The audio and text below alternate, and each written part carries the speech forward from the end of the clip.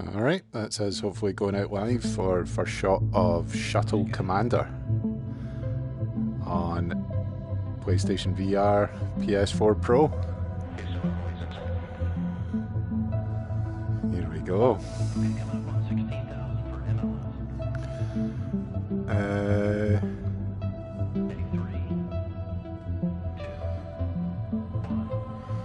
So is it motion controls? Sorry, I'm just feeling a bit to try and find them. I think I just hit start, so away we go. Exciting. So yeah, I don't know if it's motion controls or not. I probably should have used the left stick on the controller. But I hit X on the move controller, so I've got everything set up. Oh, is it working? Don't crash. Mission status 31, 24th of April 1991 from Kennedy Space. Transferring to internal power and switching off the orbiter's ground power supply.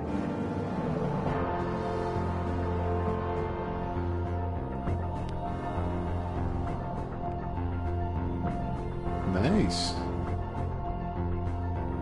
Wow.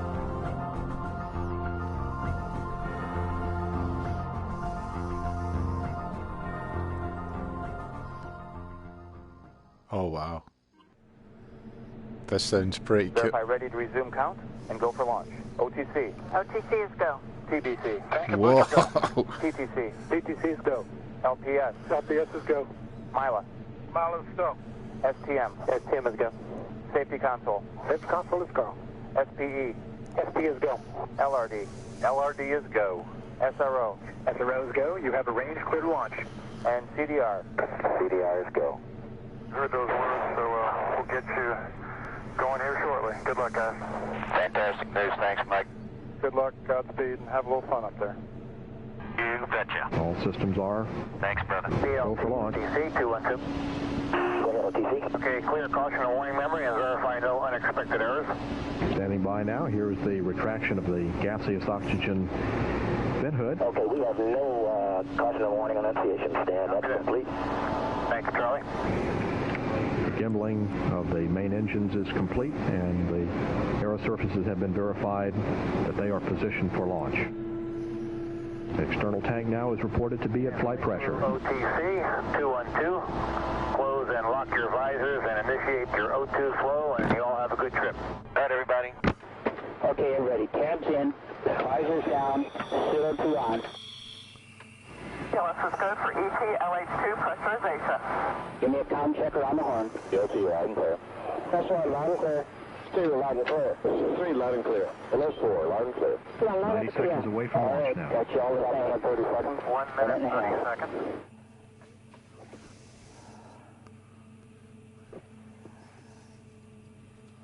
Are you going to take down that right shade, or you want to leave it? The right shade, yeah. I want to remind you of it. Yeah. Thank you very much. You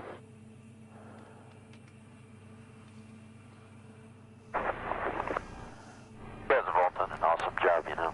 Thanks. I'm really proud of every one of you. You got to get there. 1 minute. Sound suppression water system is now being armed, which will flow water onto the mobile launcher platform at the rate of 900,000 gallons a minute, beginning at T-minus 16 seconds. The orbiter computers have positioned the vent doors to the launch configuration. Standing by now for a go for auto sequence start. T-minus 33. Tap on clock will hold at T-minus 31 seconds due to failure. We've had So what? a hold. We do not know at this time what the problem is. We'll be standing by for word, but the clock is holding at T-minus 31 seconds due to a system failure. Might be intense, like. NTD to CMPL. Go ahead. It's LCC MTS 8. And PV9 outboard fuel drain closed power is off. It should be on. A recommendation. And NTD, that we're in a no-go situation. We should have our open power, and we do not. Or excuse me, our closed power. SP. And MTS, can we verify that the valve is closed? Negative. We right now show a open position. We cannot verify the valve is closed. SP, this is CMTS. Go MTS. Okay, with an OCC reads, if we have the closed power on and the open position off, we can cycle one time and try to pick up the closed position, but we never picked up the closed power. Okay, in MTS, we have a message that we were blocked by a prerequisite sequence, GCL 18. What has happened is the ground launch sequencer would not hand off to the orbiter's computers to complete the count because the liquid oxygen fill and drain valve was showing off when it should be on. We've been holding 2 minutes. SP, this is CMTS. We're going to make an attempt to cursor that valve closed. We've got the prereq set off. If this works, we should be in good shape. I copy. Proceed. Can it work? We have 7 minutes of runtime available on the auxiliary power units. We've been holding now about 2 minutes and 20 seconds. Be frightening. And CMTS, the valve's closed. We're good. There's the confirmation that we have successfully Okay, and you're in the process recycled. of configuring the pickup terminal sequence MPS. That's affirmative, so we're good. We're in good shape. Okay, you have a go to proceed. GLS, pick up the count immediately. I copy. Mark. It's showtime. It is. All right, gentlemen, we're on. GLS is go. Auto sequence start. We are go for start. All right, everybody. 25. Moved. Booster hydraulic power units have started. Start with the Man, no kidding. Sound suppression water system has started. Minus 13 seconds. Minus 10. Go for main engine start. We are go for main engine start. T minus 6. There we go. 5, Lights out. 3, 2, 1.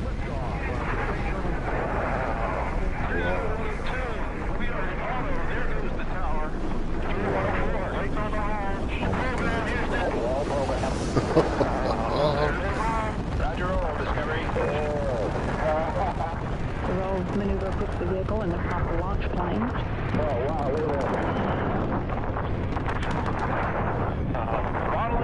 I agree. 0.96. Guidance officer confirms a good roll maneuver.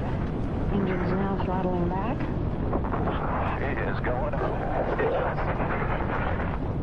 The throttle down maneuver assists in reducing the aerodynamic loads on Discovery as it passes through the area of maximum dynamic pressure.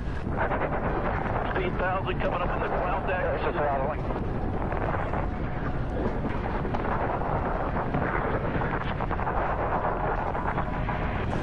Velocity now 1,200 feet per second. Discovery downrange 3 nautical miles. Clouds at 20,000. 3 at 72. Discovery, go and throttle up.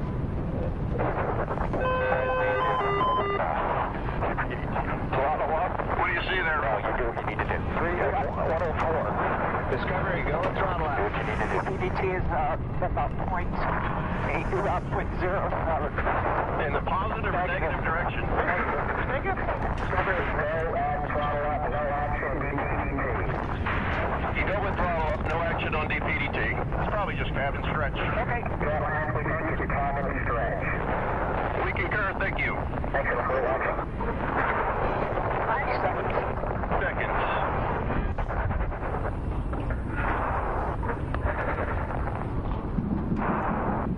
Staging is next. I agree. Stand by. Standing by for SRB separation. Here we go. Wow. Awesome. Really has. And both solid rocket boosters have separated. Am I feeling all right? Yeah. Okay. Discovery's velocity now 4,300 feet per second at a downrange distance of 35 nautical miles. Hey, you may open your visors, shoot two off, and open your visors if you want. Booster officer reports all three engines stable at 104% performance. Discovery Houston, performance is nominal. And Discovery 2 engine Bangalore. Wow. Everything all right? Can we help you? The two-engine Ben Guerrero All right. call means that Discovery could reach the transatlantic abort site at Ben Guerrero on two engines if it were necessary. Copy, nominal performance, two-engine Ben. I don't remember liftoff being quite that violent. I do. Yeah, I do too. Yeah. Velocity now 5,000 feet per second. Discovery 60 nautical miles away from the launch site.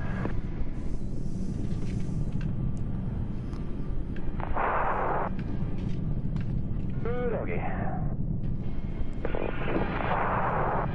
How's everybody doing on the middeck? Doing fine down here. Okay.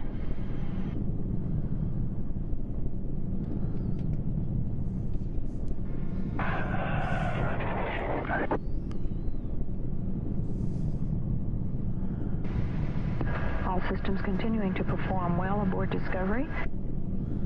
Velocity now is 6,200 feet per second. Downrange 100 nautical miles.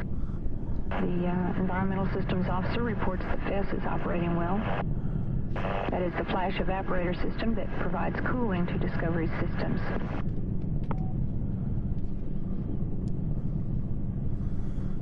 And we're at 1.5 G, folks. Overhead's up 13.2. There's press to ATO very soon. Discovery Houston, negative return, press to ATO, select Banjul. Press to ATO. Negative return. DT trending to 0. Copy. Coming down. It's coming down.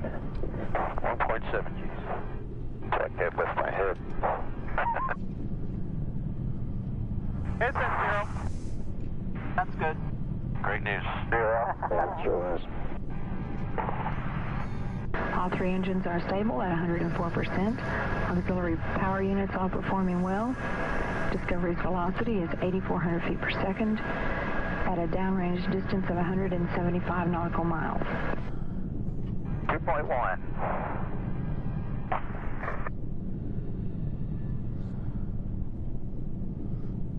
Bright man day. Man night. Day man and night man.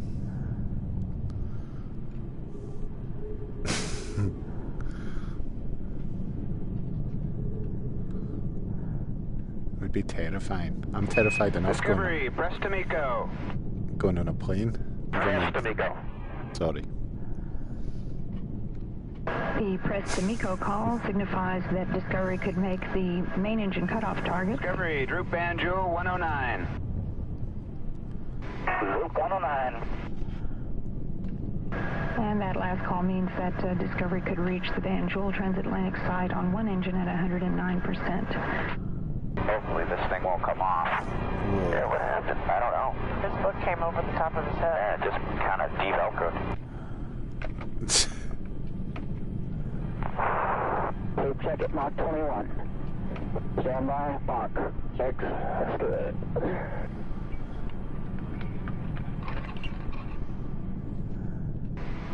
Guidance officer confirms that navigation is good. Discovery, single engine Banjul 104.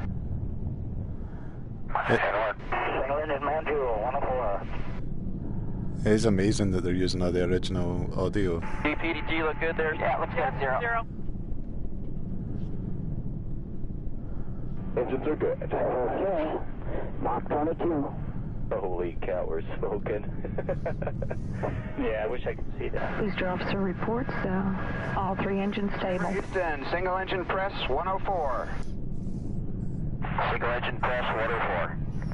How many switches do you think you'd be throwing now? 0. Coming up on throttling. I agree. The single engine press call means that Discovery could make it to main engine cutoff targets on one engine at 104%. Discovery's velocity now 16,000 feet per second, an altitude of 58 nautical miles, downrange 435 nautical miles. PH, we expect it.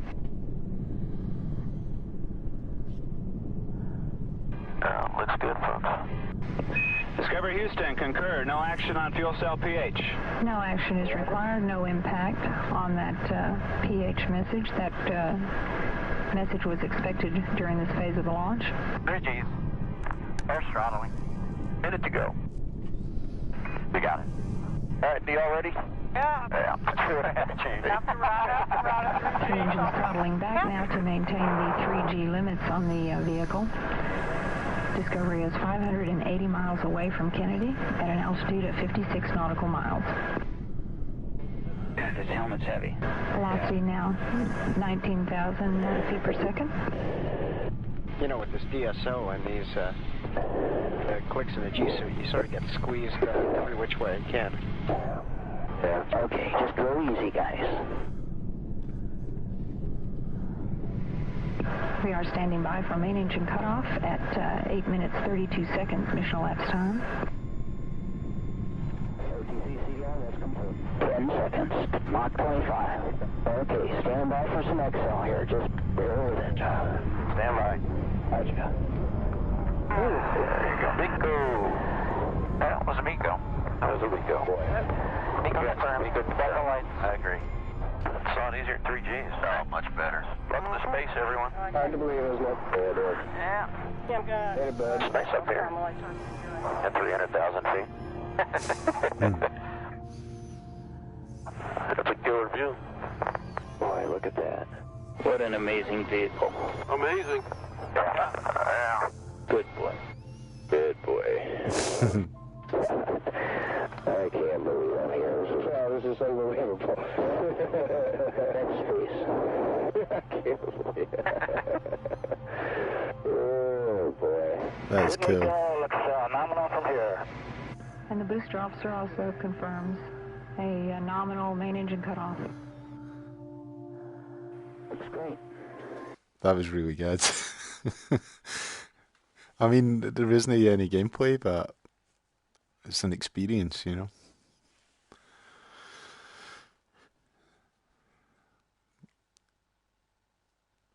That'd be so intense. Mission. Oh, don't crash. Hey. Rendezvous, we're go. Rhino, go. Eagle, go. Econ, go. Inco, we're go. FAO, Go. Max, go. PRS, go flight. EVA, we're go. Sergeant, you're still go? Go. Capcom, we have a go for release. Discovery, Houston. Morning, Story.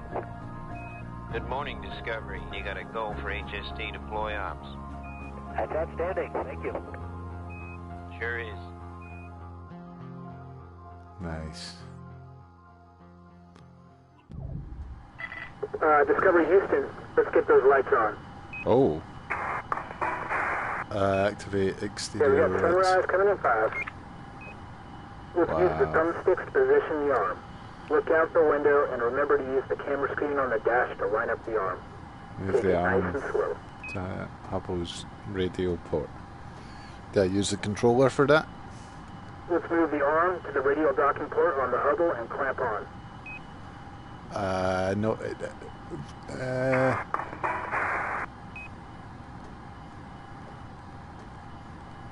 What? Sorry. Move that arm. What did I do with my buttons? Controller buttons. Do I need them?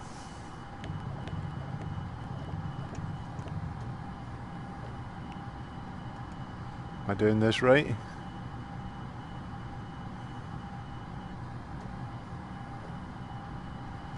I'm moving the analog stick. Hopefully not smashing our ship to bits. Try to move this arm. Nice! Activate the arm's docking clamps.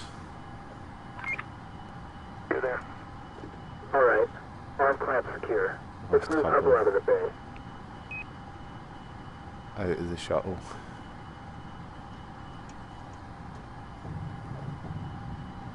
Here comes the sun. You guys should be happy about that.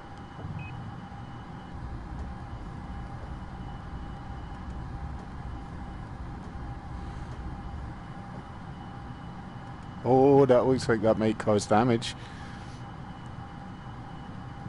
Keep going. Okay. I'm rattling Hubble to bits, I think. Just tell me to keep going though. I don't know if that worked.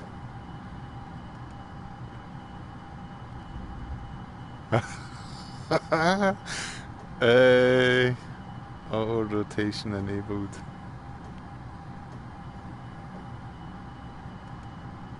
Hubble's refusing to go.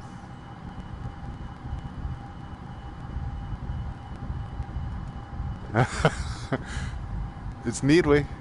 I'm shimmying it out a wee bit. There we go. That's the Hubble out there. Did I do it?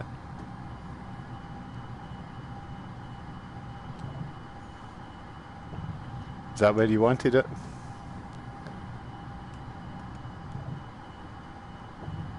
Because that's where it is.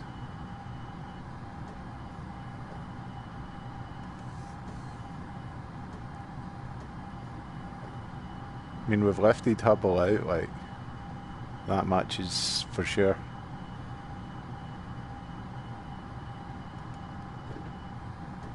I feel like I'm going to crash it into this thing, though.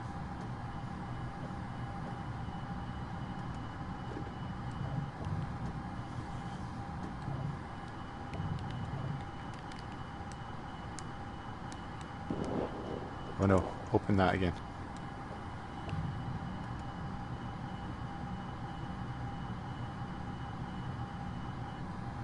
Was I supposed to move it to a particular direction? I'll move far right. As far right as I can go anyway. I think it likes it when I do that though.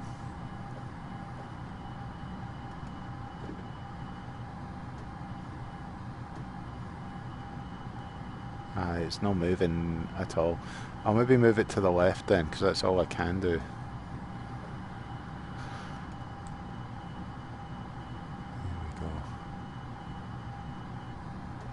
we go. I'll just sort of push it over that way.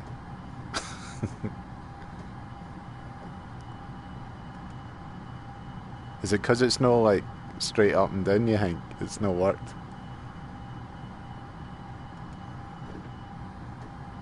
I'll move it as far to the left as I possibly can. I think I kind of glitched it when I was bringing it out.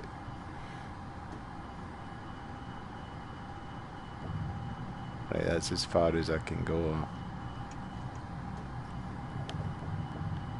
Oh, right analog stick does that.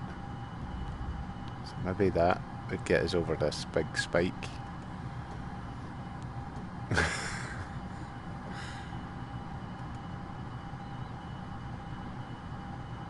I'm sure they were much better at doing this than what I am. I mean, they're professionally trained, and I didn't even know there was going to be buttons in this game until about a minute ago.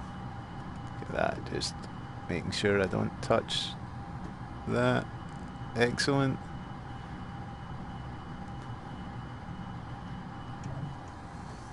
Did I do it?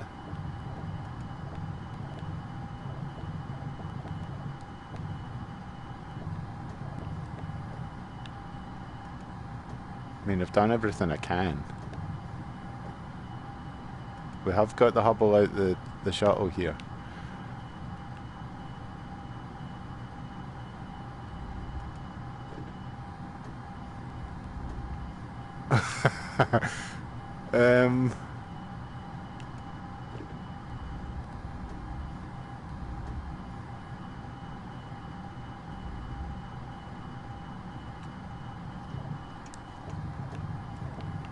Where does it want me to put this?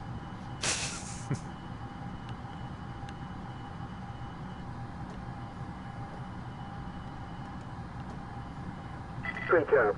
Nice. Time to activate the antenna. Controls are on the dashboard monitor. Activate the antenna and the Hubble controls on the dashboard. Deploy antennas. So far we see good smooth motion both sides. Nice. Do we think it's stopped? It's fully deployed. Okay. Okay, next step is to deploy the solar arrays. Solar arrays deploying. Okay, Houston, we see motion. Excellent. Deactivate the docking clamp to release Hubble controls on the dashboard. Discovery, go for Hubble release. Okay, we have a go for release and we're going to be a minute late. Okay, Charlie. Discovery Houston, that's it. Great job. Nice. Discovery, HST is free to study the stars. Amazing. That was tough.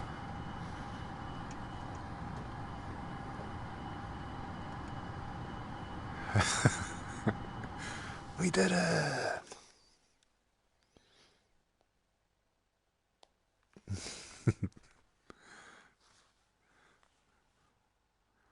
I've got like 3 controllers on my leg just now. I've got the DualShock 4 and 2 Move controllers. I was using the DualShock 4 for that last bit. 3.5 minutes until touchdown. Piercing the sky as the space shuttle announces its arrival at the launch site with its signature sound of twin sonic booms having gone subsonic. Nice. Oh no. Landing instructions. The optimal flight path to the landing site is visualized by green glide slope boxes. Try and keep the shuttle central to these as you fly. The shuttle's airspeed and altitude are both visible on the head-up display. Use speed brakes to keep the aircraft's airspeed below 350 during the flight and below 320 with the undercarriage deployed. Oh my goodness, look at all these buttons. Speed brake, jettison chute, arm gear.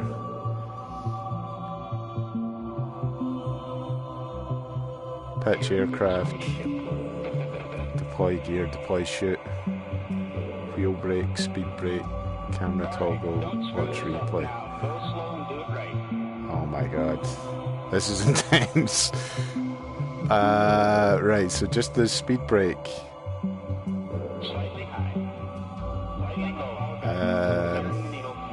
Hopefully it will tell me again what these buttons are, because this is a lot of buttons. Landing instructions continued. The multi-function display MFD will provide assistance during the landing. Excellent. So look out for that.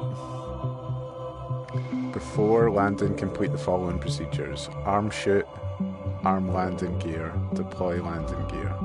Arm chute, so left, up, down. After landing, left, L1. Left, up, down, left, L1. Alright, don't screw this up. Houston copies, field sight. I see one white. One heavy on the nominal landing point. 10,000. Approach and land. Body flap, cover the trail. Send on glide slope on surface winds 15084. Oh no, it's 6-axis. It's 6-axis control. Complete. Looking good. 6-axis. Feet radar. Radar 2 is good. Speed brakes, radar 1 is good. Thank you. In the flare, arm the gear. Gear is arm back on the right. Speed brake 25. Okay. G should be okay somewhere for that sound. Oh, you got that right. Jeez. 1,000. 500. 400. Gear's coming.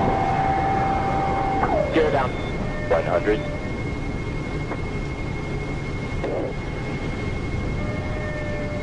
Oh my god.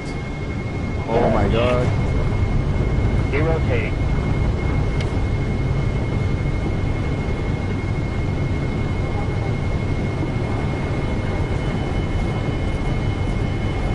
And touch. 105. This arm 80 and 5. 69.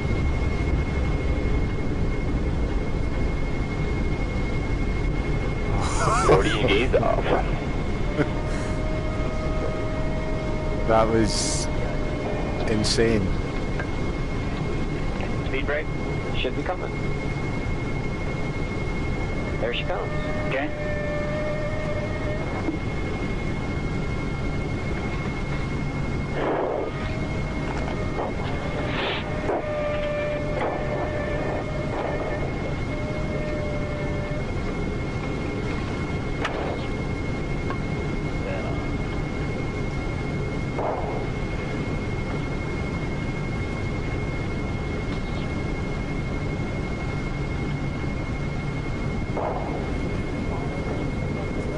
Okay, we'll stop. Great job. Excellent job. Well, thank you, Charlie. It's great to be home. We're all feeling great, and it was a super flight, and thanks to everybody for all the fine help. And we're in the post-landing checklist. You're loud and clear, sir, and the vehicle looks nominal at this point. Roger. Okay. You doing okay? Yeah. Little dizziness here, though. Yeah, it's Gotta okay. keep the head still. Just go slow. You'll be fine. Okay?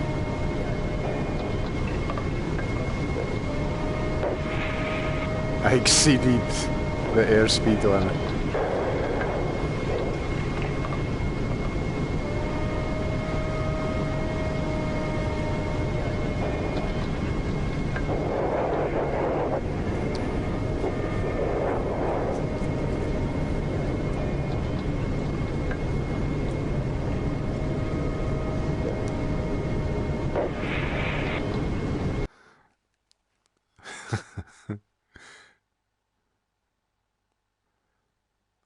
That was really intense. It was a kind of motion control, 6-axis control mission. It's like a heavyweight fight. Oh my gosh!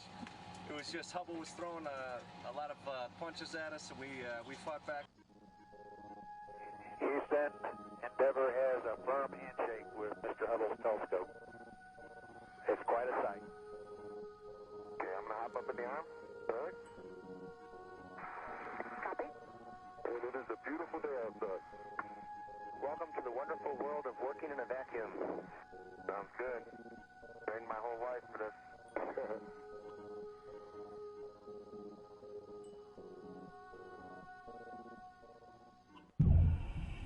Endeavour Houston for EVA. Whoa. Yeah, we see you on your helmet there.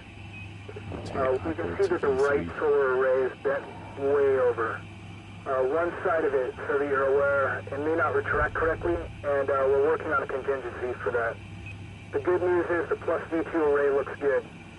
In good condition as far as we can see. We have a dynamic situation here.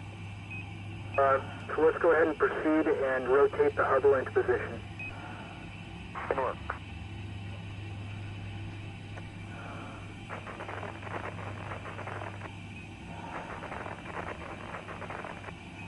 Endeavour Houston will have a contingency.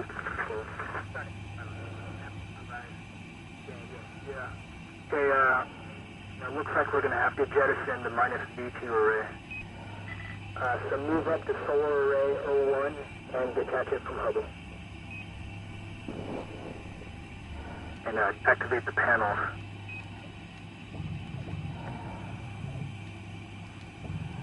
Are these my hands? No. Oh, I can float about. Whoa. What am I grabbing?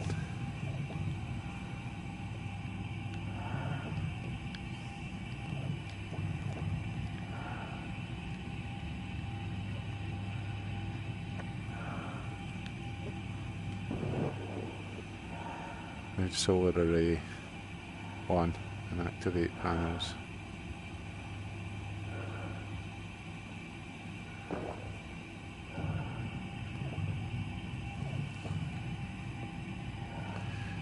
Was it this thing?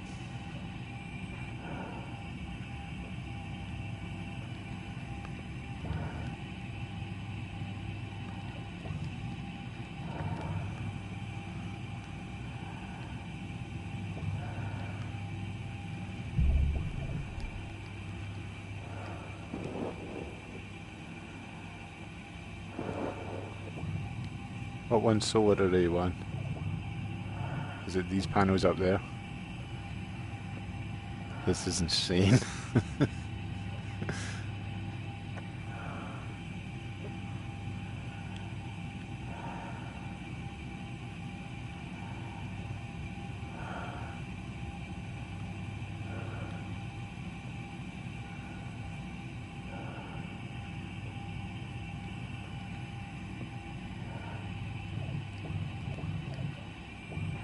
SA1, we have a problem. Okay, so we have a problem. The solar array on minus V2 has failed to retract correctly, as we expected, and we're not going to be able to store that. We're going to need you to jettison it, so we need you to manually push that out at least 10 meters. Okay. Give as much motion as you can so it can float away on its own. And we definitely don't want that to stall out. Okay. Ready to release. You ready? Yeah, I'm ready. Okay, they say you gotta go for release. Oh, where's the cake? Nice. Retrieve and replace solar array 2 from the bay and install. There it goes. Copy that. Yeah, we see it. That's it. Great. Beautiful. Houston, copy. Okay, so now you want to retrieve the replacement for SA1 from the shuttle bay. Yeah, we see the damage to that.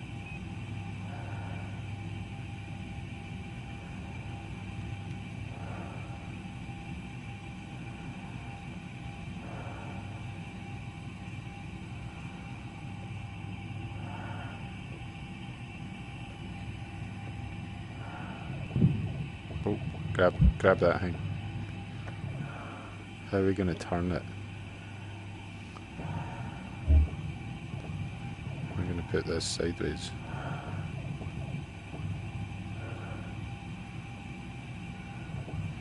That's the wrong way round, isn't it?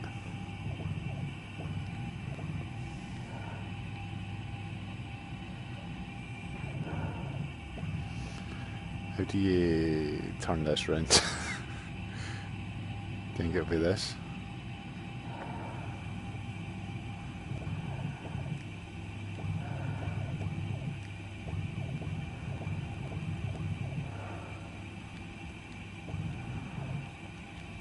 Ooh, that did something. I think that was L2 that I pushed to do that. Oh, trying not to smash it to bits.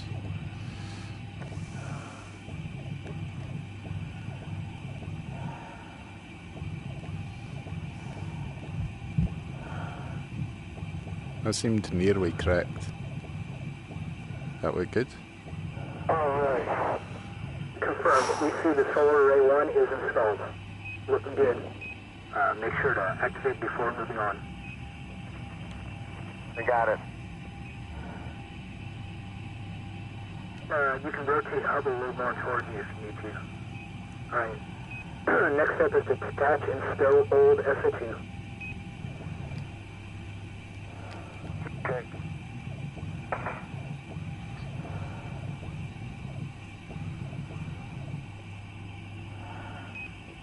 Yeah, it looks like solar array outside plus V2 has retracted successfully.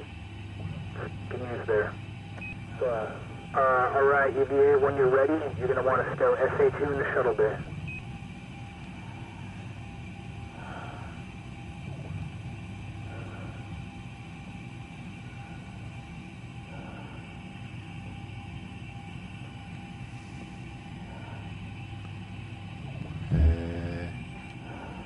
How did I do that? It was L2.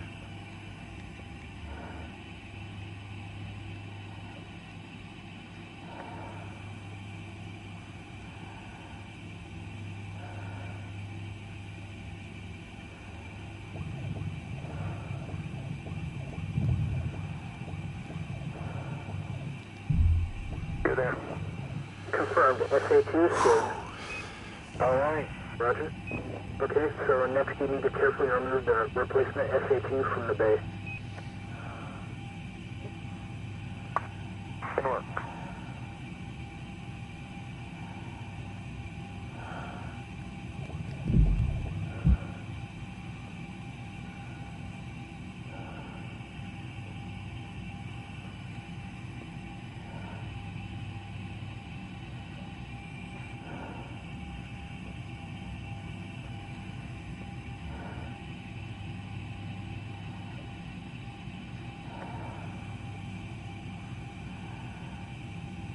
Okay.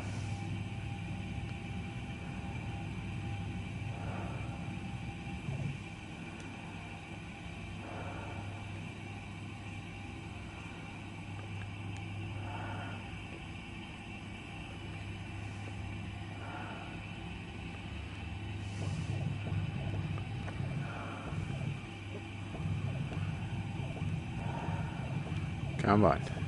Come on. And activate the panels.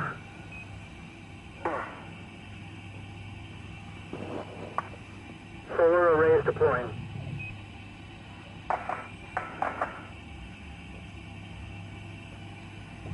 Good.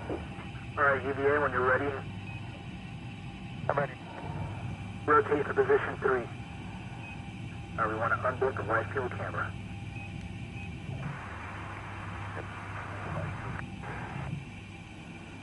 Okay. Roger that. Looking good.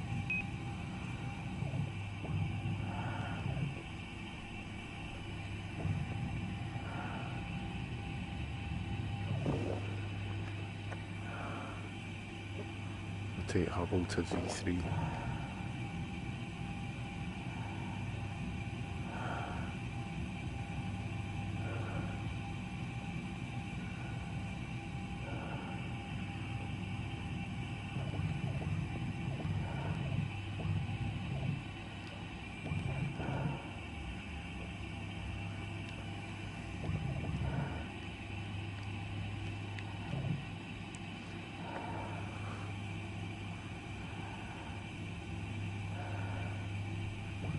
Am I doing it right?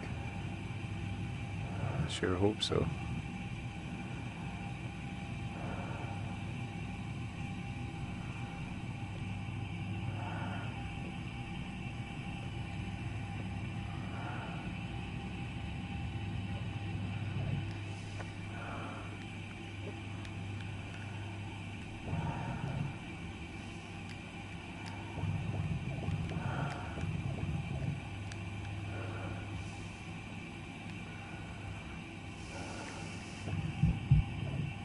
Oh sugar! I've unhooked it.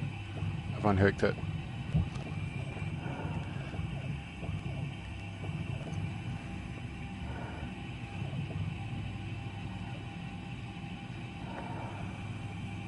Did I do it?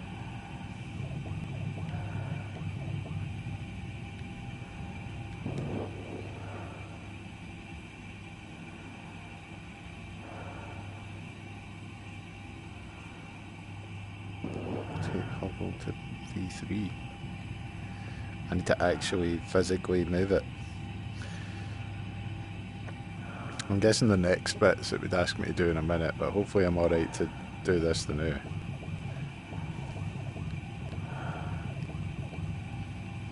How do you grab hold of this thing?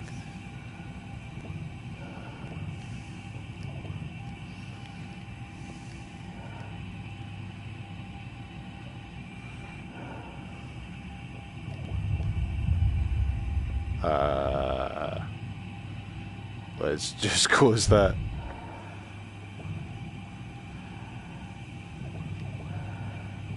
How do I touch this with my hands?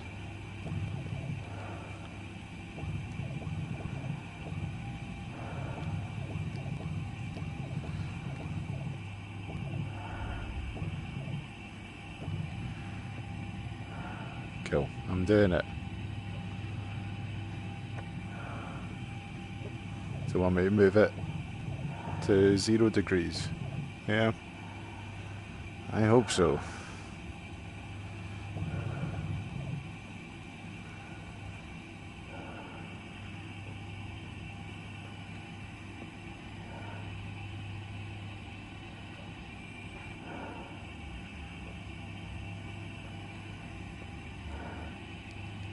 Okay, rotate Hubble into position, and let's get those bolts off the component panel.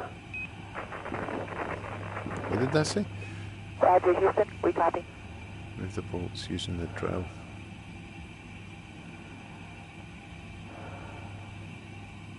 Wide field planetary camera. Where is that?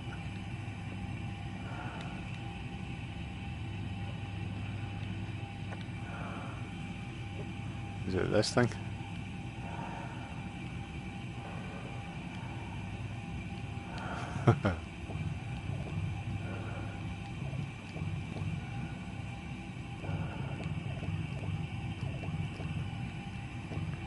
How do I get the drill out?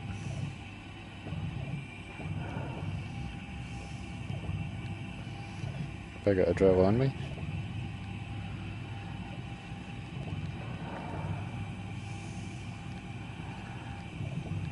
It did look like it was about to do something.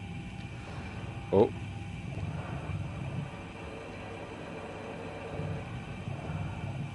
Am I supposed to be undrilling this thing? So that's what my guy's doing.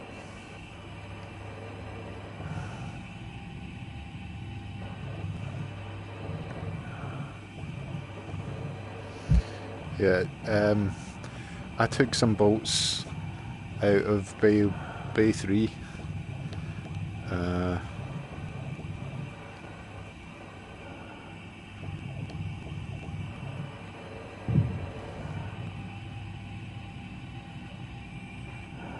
I wasn't supposed to. We've not reported that. Okay, so now grab the handle and carefully pull the WFPC out. Nice and slow. Really smooth. What do you see? That's wonderful. MRI spray chain. Alright. Still on the temporary storage rack. Temporary storage rack. I can turn it to the left. Kind of. Like that.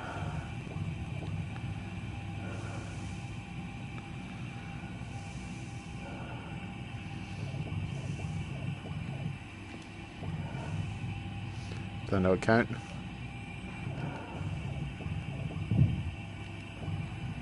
Okay. Time to unbox our new toy. Retrieve the new WFPC2 from the bay when you're ready. Here, you want to get hold of that cover and lift it right off.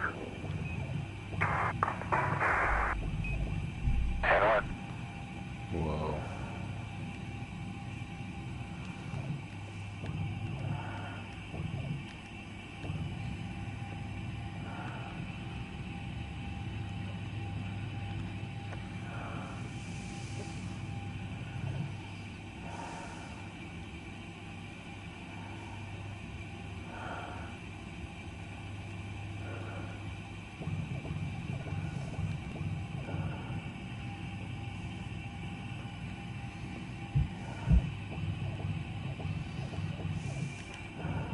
There we go.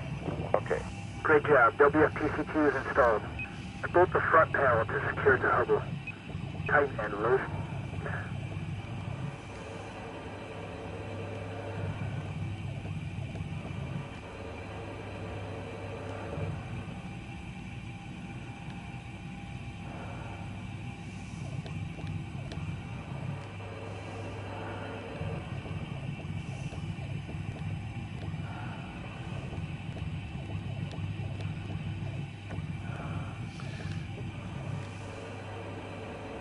Looks good to me. Alright, let's stow the WFPC-1 back in the bay and close it up. Take your time. This would be so frightening.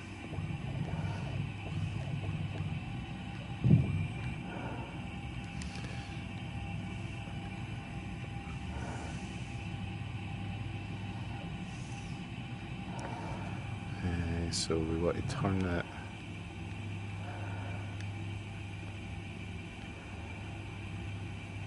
like that.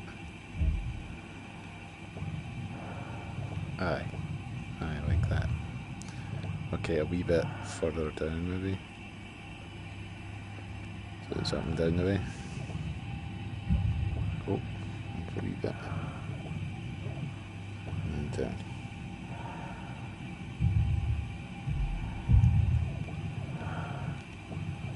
And make sure that component lid is closed. To close the lid. Alright, let's proceed to the big one. A new set of blasters for the Hubble. This is it. So go slow and you want to do this one right. Rotate the Hubble into position.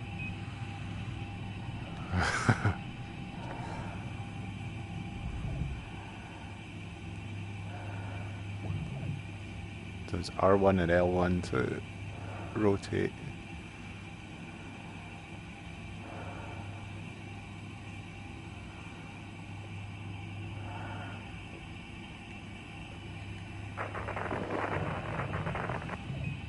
Got that door, John? I got this door. Door's coming open. Alright, there she is, the high-speed photometer. Let's get it out of there. Moved. Still on the temporary storage rack.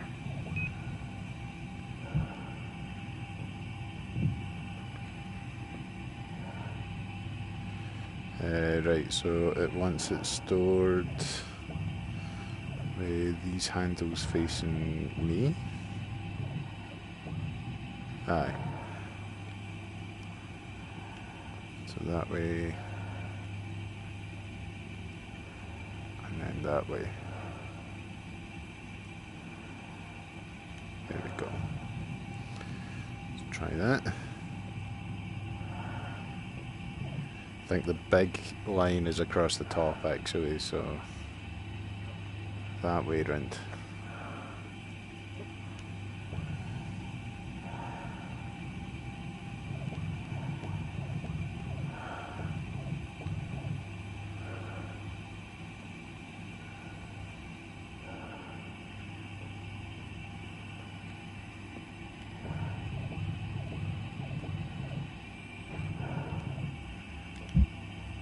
Okay, when you're ready, go ahead and open the box.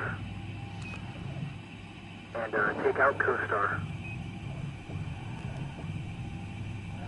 This box. Nice. It's a tight space in there. This is going to be tricky. Just really be careful with your tools. Really tight fit here.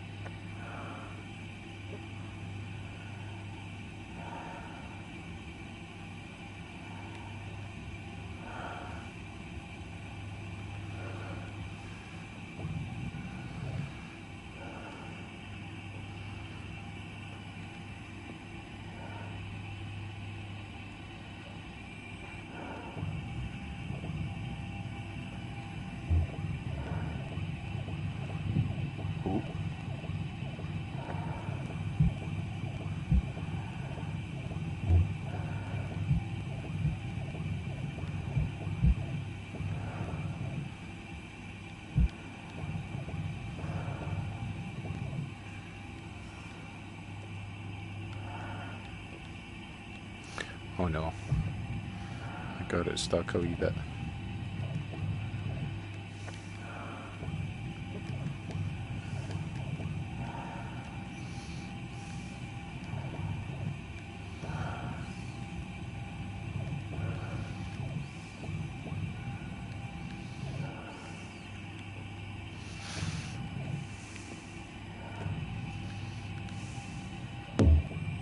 Oh, that was a bad sound.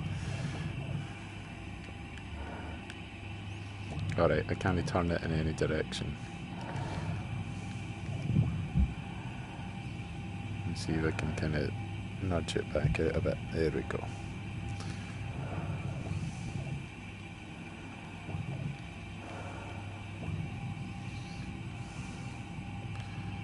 I've got this very stuck. Nice, right, okay, okay. Let's take you back out of here. Start adjusting you.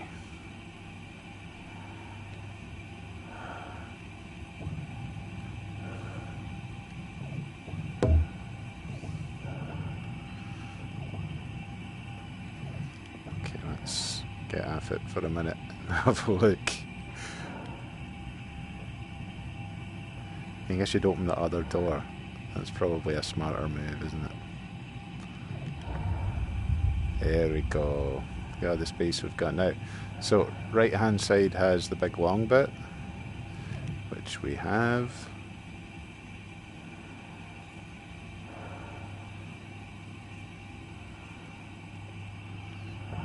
Okay.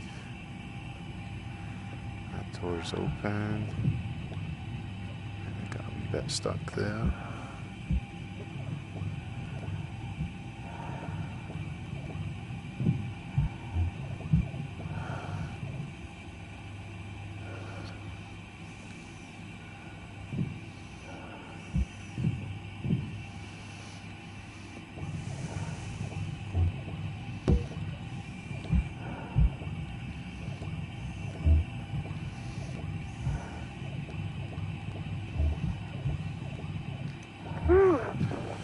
Yeah, we see co-stars mounted. Great job, guys.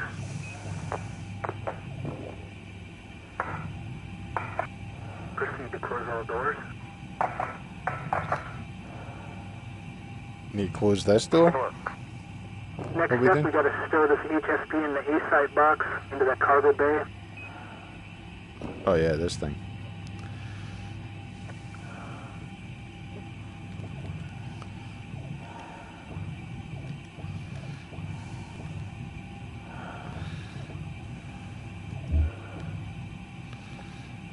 Okay. You want the big bar at the top.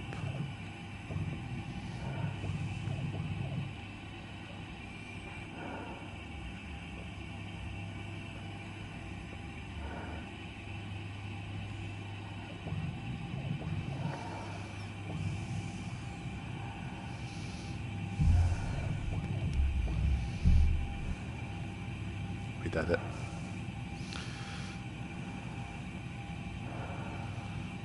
I think.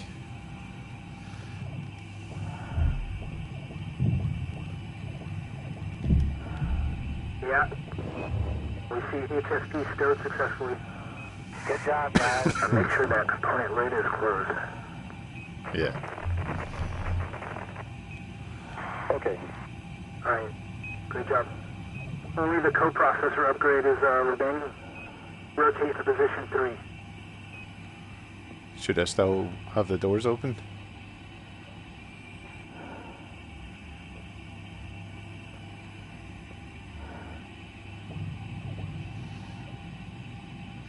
Should those doors be closed?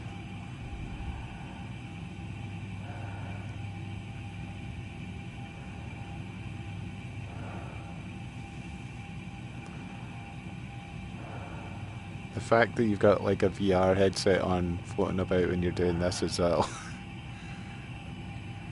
is really selling the immersion big time.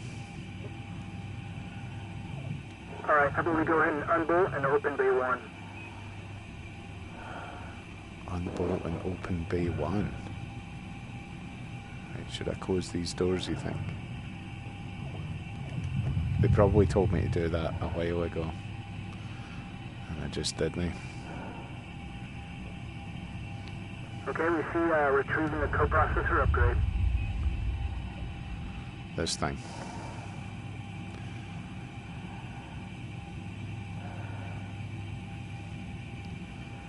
It's amazing to think that this happened, eh? Somebody had to do this.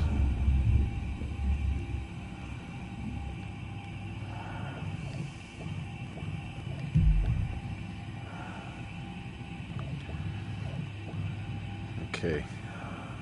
What do they want me to do? They want me to unbolt it. Unbolt bay 1.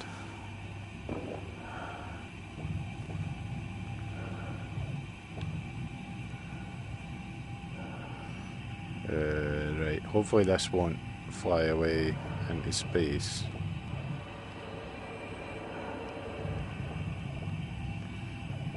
Hopefully it'll just stay where it is.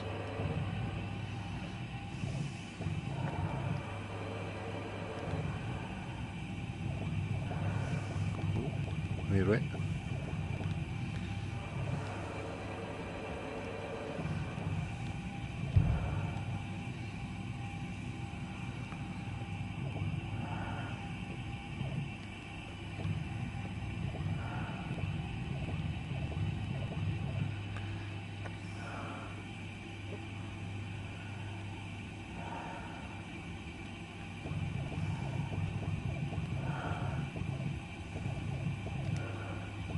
Okay. Roger that, UVA. Co-processor installed in Hubble. Great job. So, you'll be happy now that has a good liveness test. Okay, let's go ahead and get that bay door closed and bolted.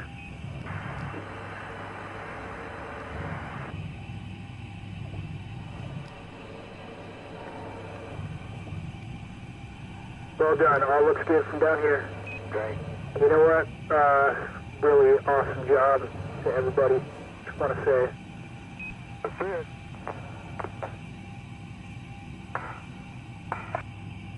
All right, that's it for today, guys. Time to clock out and come in from the cold. Yeah, great job out there. Nice work. Oh, good. Outstanding.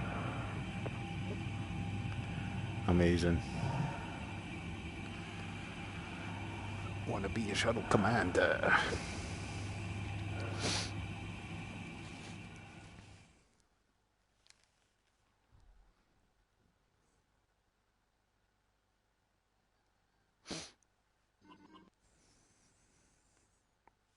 Hub.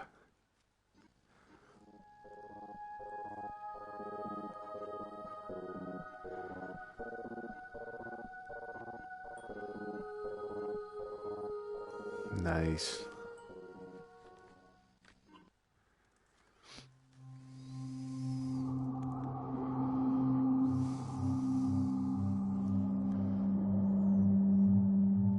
Amazing. Hubble performed a definitive study of 31 Cepheid variable stars, helping to determine the current expansion rate and thereby narrow the age of the universe down to the most accurate it's ever been.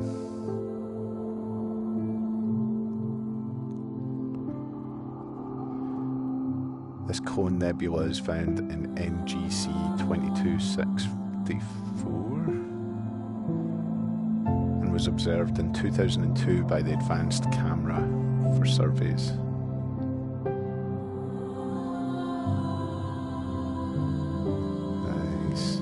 In 1995, mission controllers directed Hubble to take a series of images looking at one small spot in the sky, and the results were astonishing.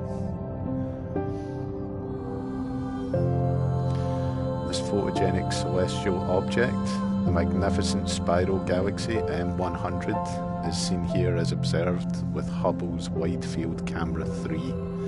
Hubble's newest camera. It was installed during the last Space Shuttle servicing mission to Hubble in May 2009, and the M100 photo was taken a few months later.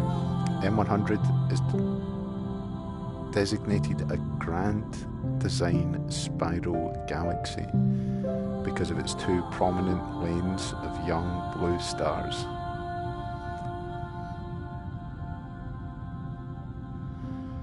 Only 3 local stars appear in this image, quartered by right-angled diffraction spikes. Everything besides them is a galaxy floating like a swarm of microbes in a drop of water, and brought into view here, not by a microscope, but by the Advanced Camera for surveys on the Hubble Space Telescope. In the foreground, the spiral arms of MCG plus 01-02-015 seem to warp around one another, cocooning the galaxy.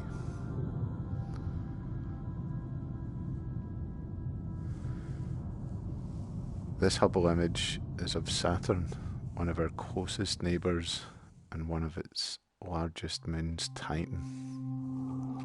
The semi-major axis of Saturn's orbit around the Sun is 9.5 astronomical units, AU, or roughly 1.4 billion kilometres from the Sun.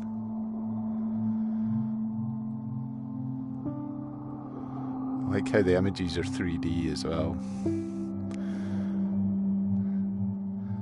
The powers of creation. These towering tendrils of cosmic dust and gas sit at the heart of M16, or the Eagle Nebula, the aptly named Pillars of Creation, featured in this stunning Hubble image, are part of an active star-forming region within the nebula and hide newborn stars in their wispy columns.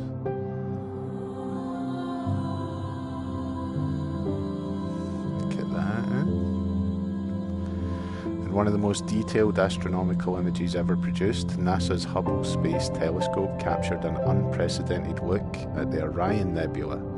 This turbulent star formation region is one of astronomy's most dramatic and photogenic celestial objects. More than 3,000 stars of various sizes appear in this image. Some of them have never been seen in visible light. That's mad.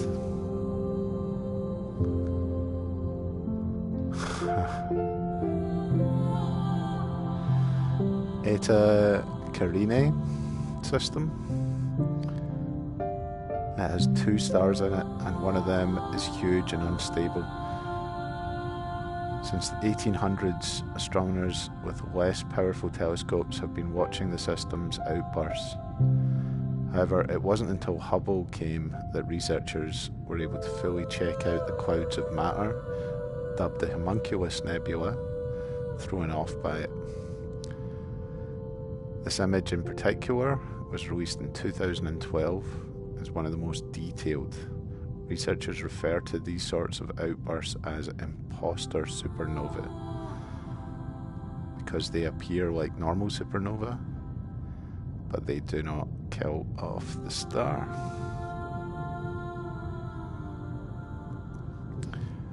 Saturn is by far the solar system's most photogenic planet, and in this latest Hubble Space Telescope snapshot, it is especially so because Saturn's magnificent ring system is near its maximum tilt towards Earth, which was in 2017. Hubble was used to observe the planet on June 6, 2018, when Saturn was only approximately 1.36 billion miles from Earth, nearly as close to us as it ever gets.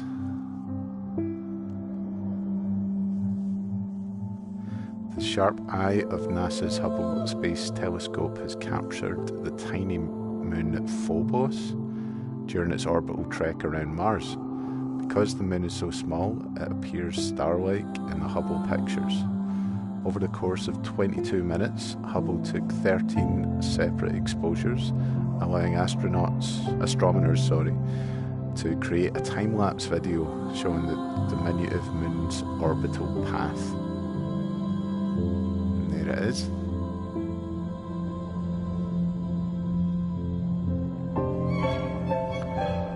Flight through the Orion Nebula infrared light. This visualization explores the Orion Nebula as seen in infrared light observations from the Spitzer space telescope. Sorry, I'm getting very distracted by the music and the images. This movie is designed to be compared and contrasted against the companion movie using visible light observations from the Hubble Space Telescope. As the camera flies into the star-forming region, it reveals a glowing gaseous landscape that has been illuminated and carved by the high-energy radiation and strong stellar winds from the massive hot stars in the central cluster. The infrared observations generally show cool temperature gas at a deep layer that shows the full bowl shape of the nebula. In addition, the infrared showcases many faint stars that shine primarily at longer wavelengths. Visualization F. Summers, G. Bacon, Z. Levy, lots of names, important names, and music by Dvorak.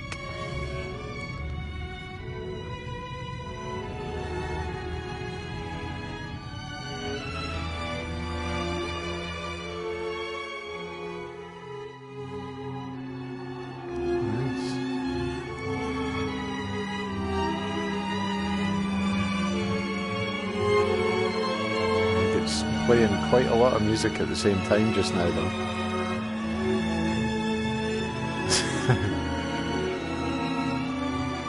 Alright.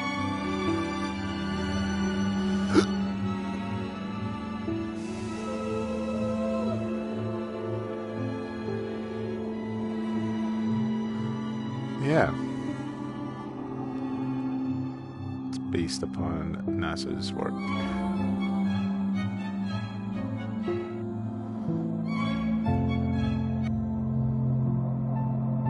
Wait, was that the same thing twice? Oh, it's a visible light this time. This visualization explores the Orion Nebula as seen in visible light observations from the Hubble Space Telescope. Maybe it's designed to be compared and contrasted against the other one, yeah.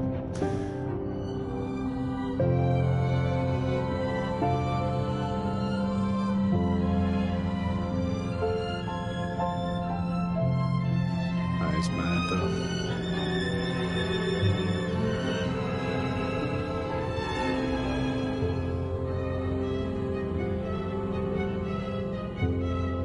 Incredible.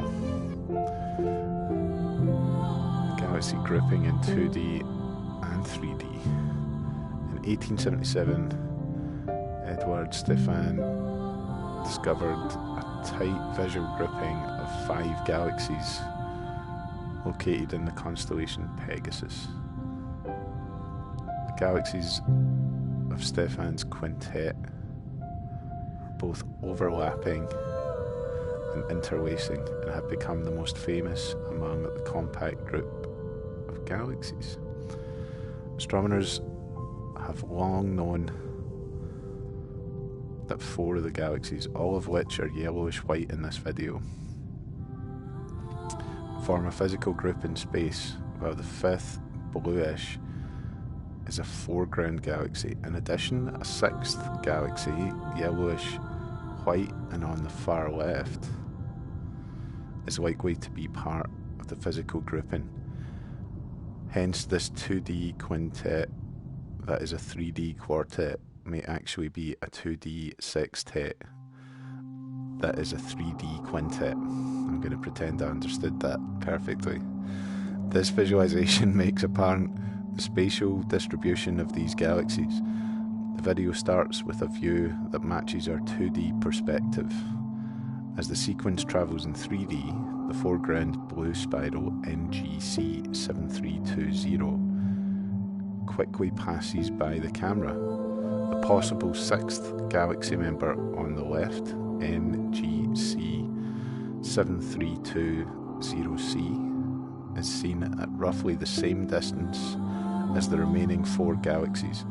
The camera turns to pass between 2 strongly interacting galaxies, NGC 7319 left and NGC 7318b right, with each galaxy's spiral structure distorted by the gravitational interaction. In contrast, NGC 7318b overlaps in 2D with the more distant elliptical NGC 7318a, but does not have a strong interaction. The other elliptical, NGC 7317, is also seen as more distant than the strongly interacting pair. In 3D, the 4 or 5 galaxies in this group are gathered together by their mutual gravity and may collide and merge together in the future.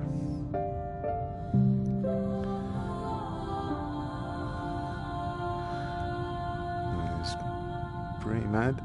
Flyby of the Whirlpool Galaxy. The Whirlpool Galaxy, also known as Messier 51, is one of the nearest and best examples of grand design spiral galaxy.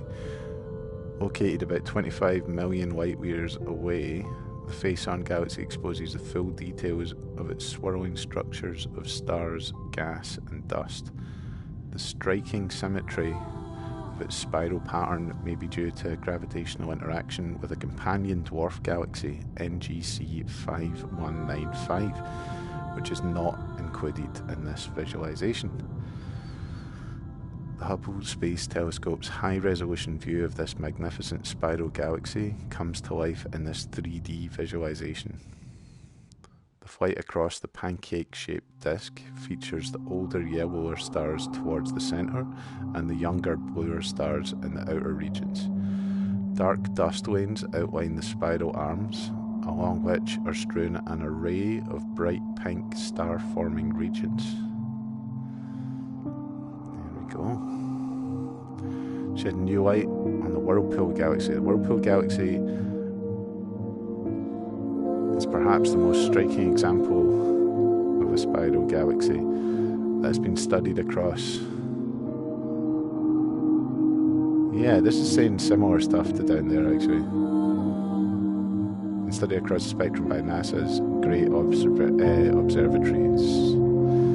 This remarkable video uses two-dimensional images and three-dimensional visualizations to contrast and compare the different views of infrared, Spitzer Space Telescope, visible Hubble Space Telescope, and X-ray, Chandra X-ray Observatory. Observations within these spectral bands, each wavelength region illustrates a different component of the star's gas and dust that comprise the galaxy.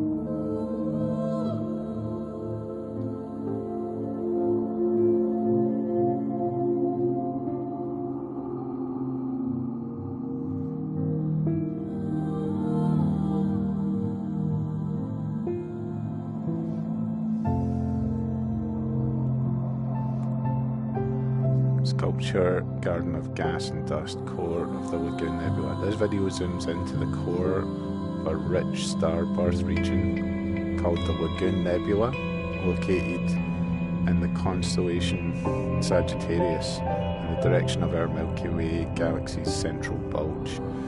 The sequence then dissolves to a series of imagined three-dimensional flights past striking structures of this gaseous landscape.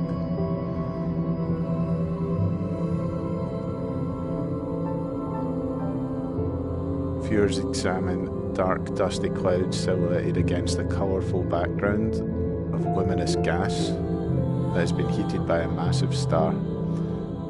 Pillars of dense gas and bow shocks around newborn stars are shaped by the strong winds from the brightest stars.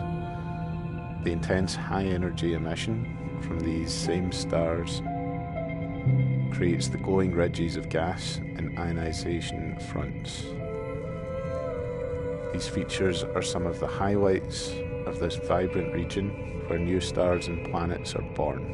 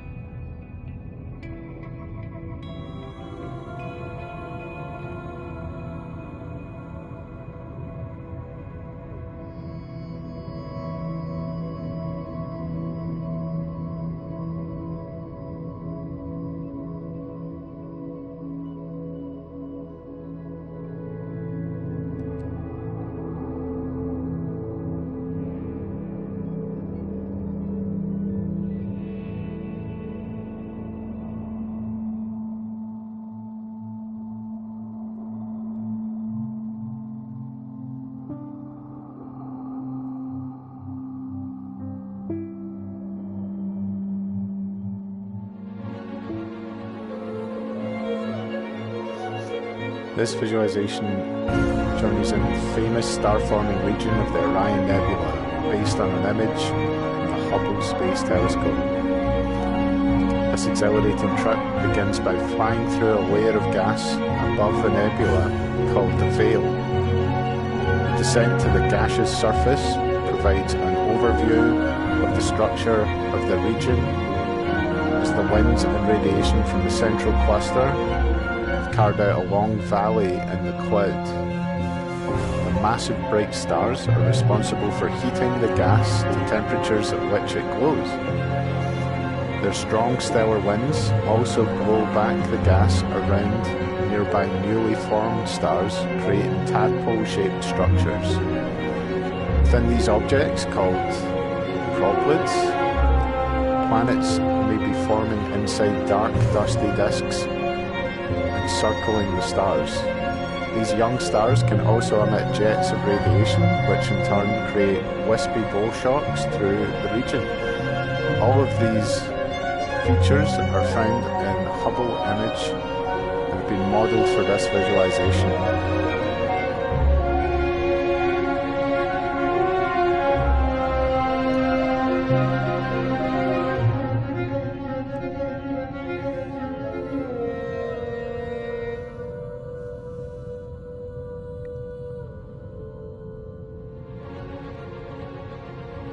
It's starting up again.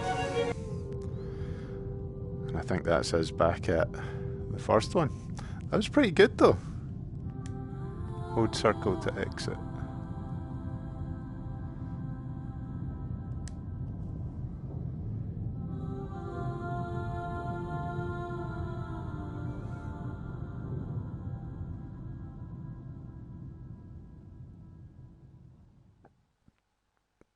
Pardon me, burping at you.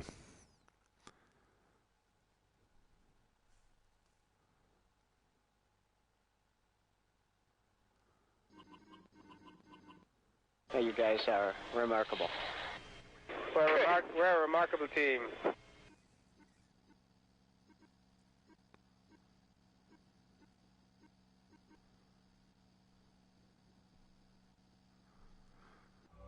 Oh no, it's gonna make me land again. The optimal flight path to the landing site is visualized by green glide scope boxes. Try and keep the shuttle central to these, yeah.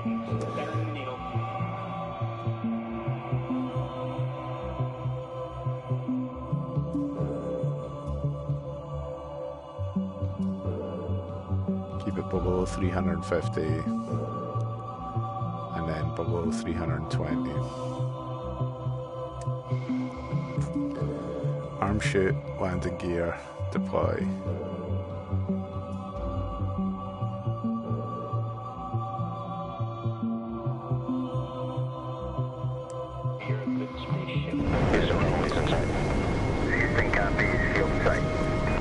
One way. One heavy on the nominal landing point.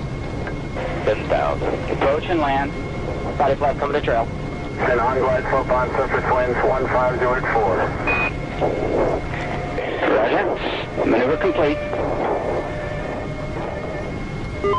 Looking good. Speed versus, yeah. 5,000 feet radar. Roger, radar 2 is good. Radar 1 is good. Thank you. In the flare, on the gear. Gear is armed and light. Speed brake 25. Okay. Shoot. It's armed. And G should be okay for that Sony flare. Oh, you got that right. Jeez. 1,000. Gotcha. Jim. 500. 400. Gear. Gear's coming. Gear down. On the ball bar. 100. 50 and 250.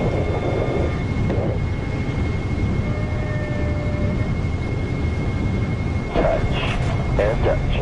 Gear rotating. Shoot. 105. 80 and touch. Shoot is gone.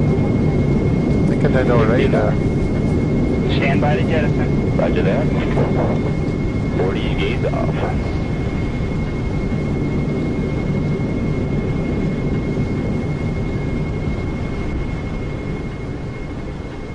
Yeah, we'll stop.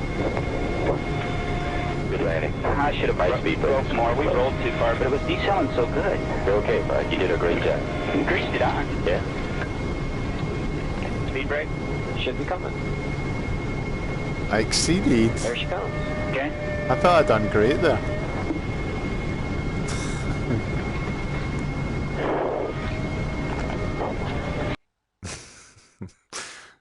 I felt like I did a lot better than I did the last time there, but who knows? I mean, the game knows, I guess. It gave me 1 out of 3.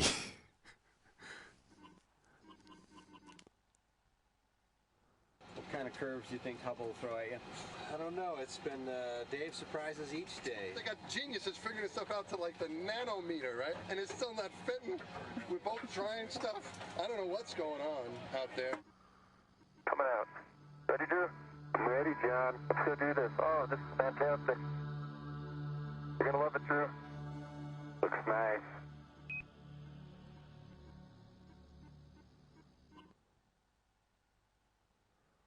Oh no, am I doing this? Columbia, Houston, good morning. Oh my god. Morning.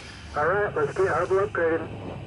Outstanding. Yeah, we got some solar arrays with your name on it out there. Go get them. Hello, Hubble. Alright, so first thing we gotta do is to replace the SA2 solar arrays with the SA3 versions. I move Hubble into position, and MS1, we got a good signal on your helmet cam. Okay. Okay. Alright, we got sunrise coming in 10. Okay.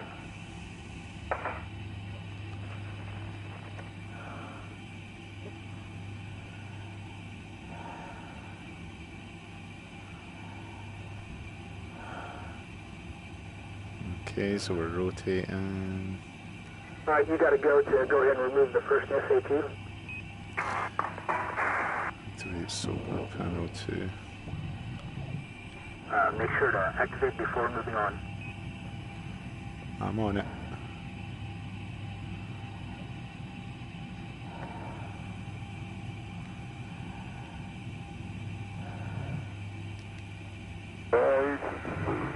What's wrong? Okay. Okay, now stow the SA2 in the shuttle bay.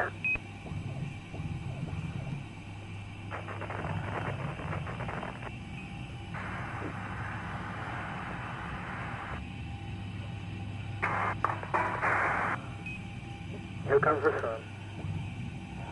Here comes the sun.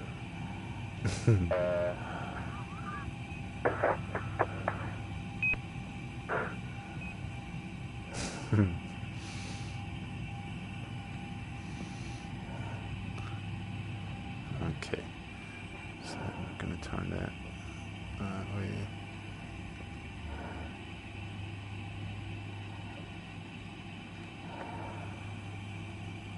And then that way.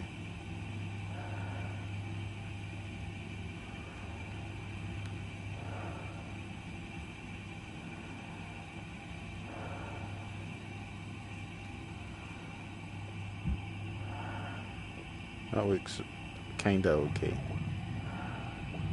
It's pretty close. Isn't it? No? No, whoa, whoa, whoa, whoa. Come on. Fit.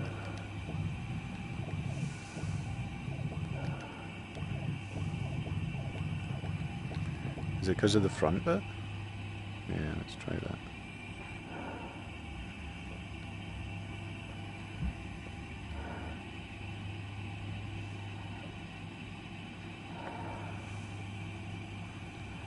Oh my god, it's actually going nuts.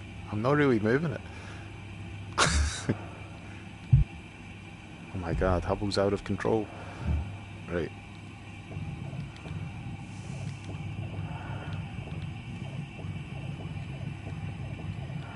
Right, that was it. What's it? Have I got it in the wrong way? No, that is definitely it. Get in there, Hubble.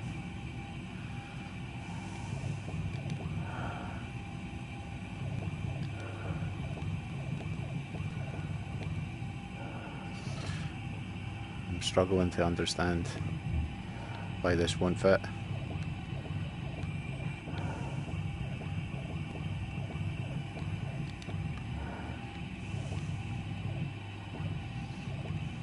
This is where this is supposed to go, yeah? Because it's no going in that way.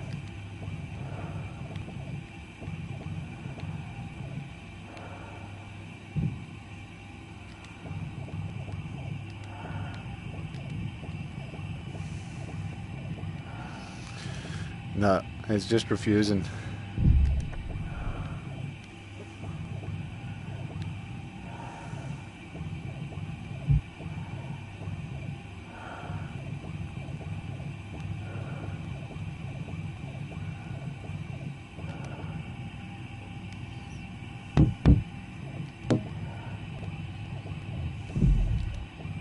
Cool, there we go, we're good. Nice. Alright, now we want to retrieve the first SA3. Here it comes. Nice. That's it there. SA3 Solar Array 3.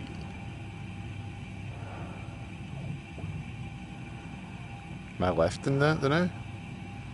This is massive.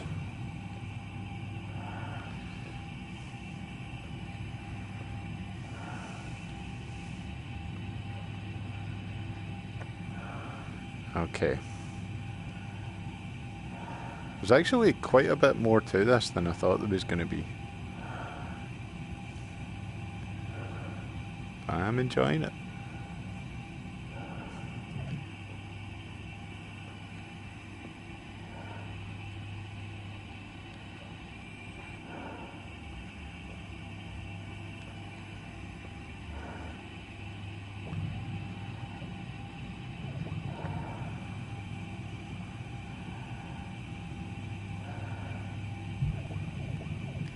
And activate the panels.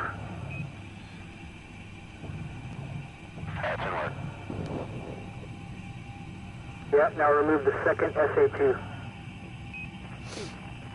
Okay.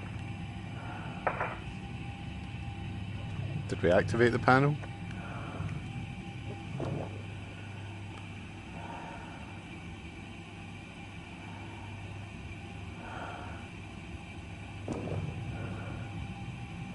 Or did we activate it? Activate it. Is it this? Hey. Get that.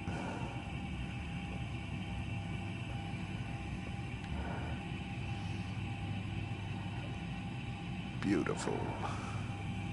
Okay, so same again.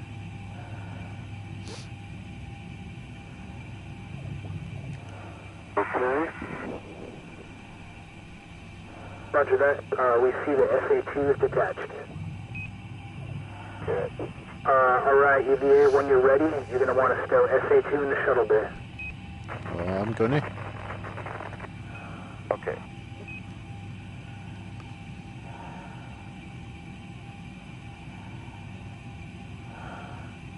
Right, so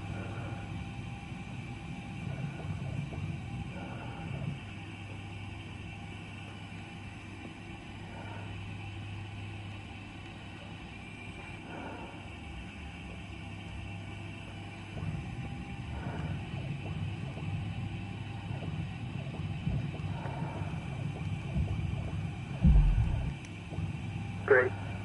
Go ahead and retrieve the second SA3 from the cargo bay. Okay. Alright, let's get that installed in the Hubble. Okay, down to the bathtub. Copy. Okay. the bathtub.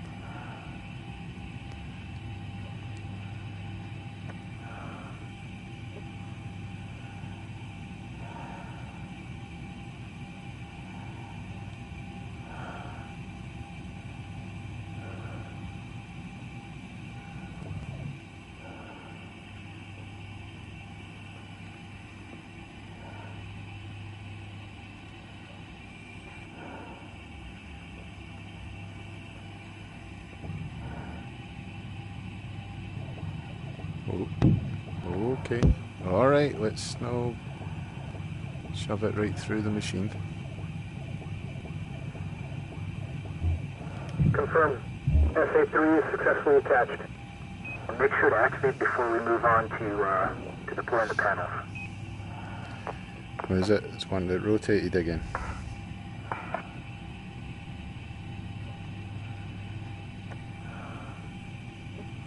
Alright. Alright, so next thing is we gotta upgrade the reaction wheel assembly. You set the Hubble in position plus V2. Need stop motion. Motion stopped. Alright, now let's get those bolts knocked off and open that panel. That's it.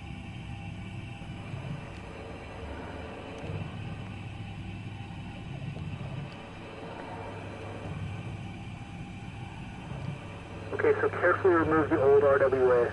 You might only need your fingertips here. Nice and easy. Alright, so stow the RWA in the temporary storage.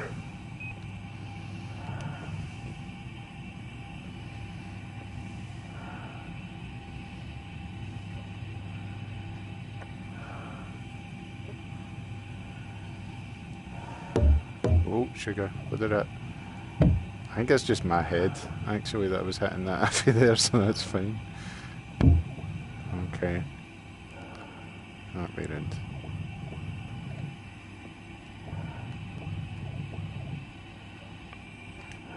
Great work. Now retrieve the new RWA from the cargo bay.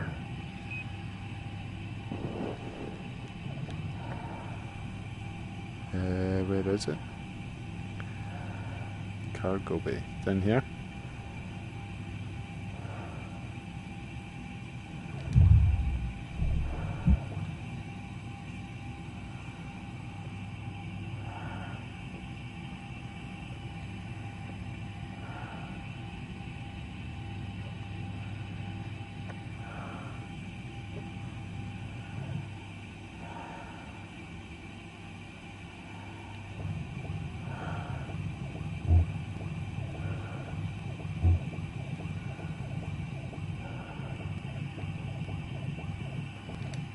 You're there.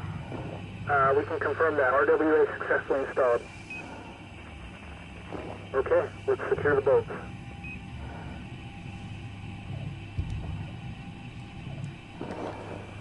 Still the old one. Okay. When you get down, you want to just store that old RWA in the box.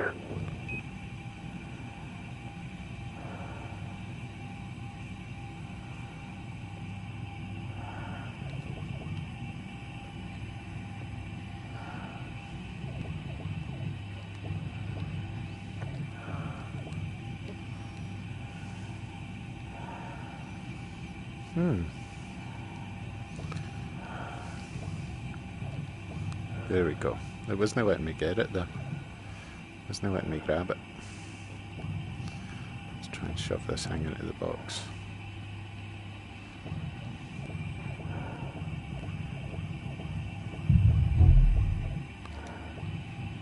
You're there.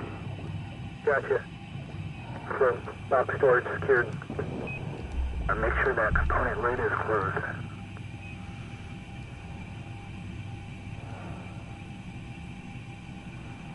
I should be... Next up, we got the power control unit upgrade, PCU, politically correct university upgrade.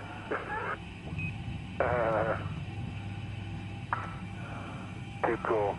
Alright, you gotta go to rotate Hubble into position plus V3.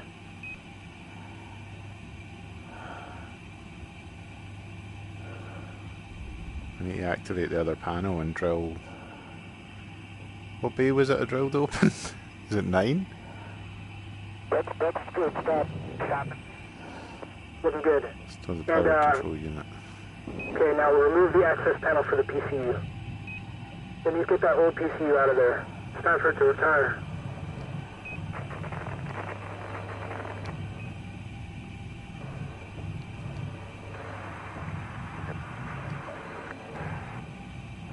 Just stow that PCU when you get down in the bay.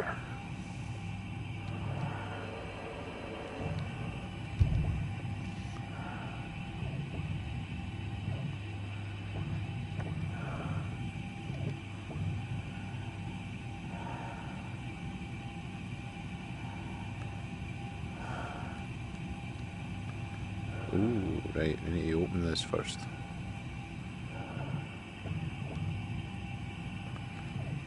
Let's try not to let that go. Oh no, we're just sticking it on top of here?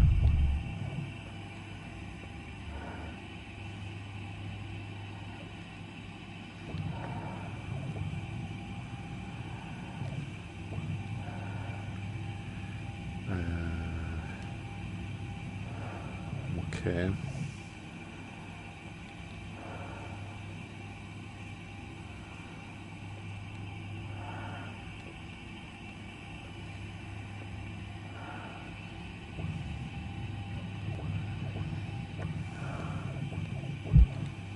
Great. Now, retrieve the new PCU from storage.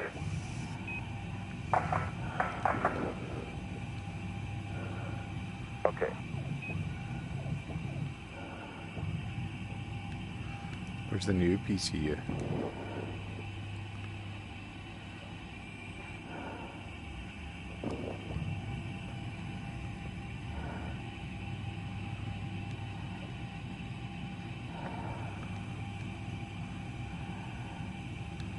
And here.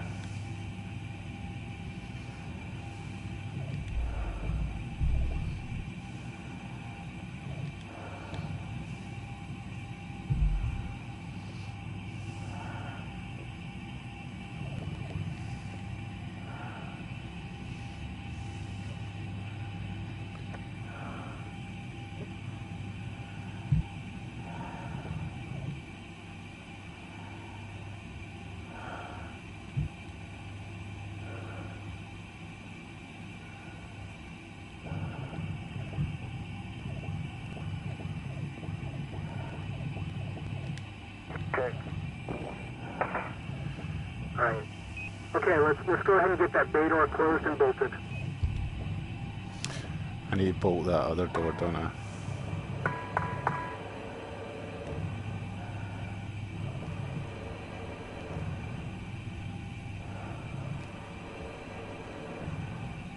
Alright, now let's stow the old PCU in its box for safekeeping. I will do that, but I'm also going to check out bay 9 and bolt that, because I didn't before.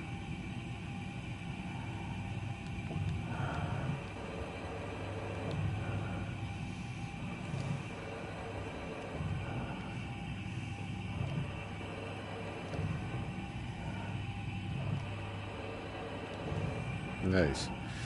So what else was he want me to do? Put the old one in the second carrier.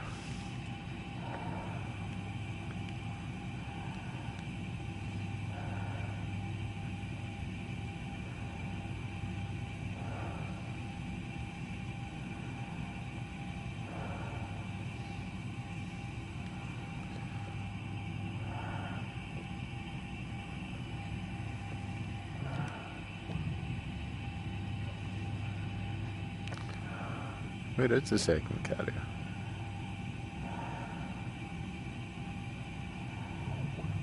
Oh, just where I got the last one. That makes sense. There we go. Okay. Oh, this is the advanced camera for service. Used it for EVA. Alright, we're halfway through the list now. The next task is to replace the faint object camera, or FOC, with the advanced camera for surveys, or ACS. So, rotate Hubble into position minus V2. Okay, I'm ready for the doors. Copy. Okay, now detach the FOC. 12 solid years of service. Anybody home? Yeah, you want to just keep an eye on the amount of free space you have in there. You don't want to damage any of that equipment. Go inside with close proximity. And keep an eye on where your tools are and your tool belts. I got it. Here it comes. Nice.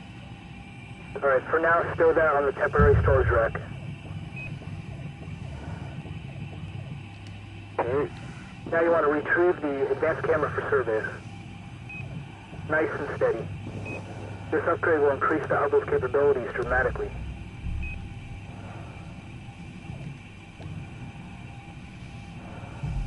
Let's do it.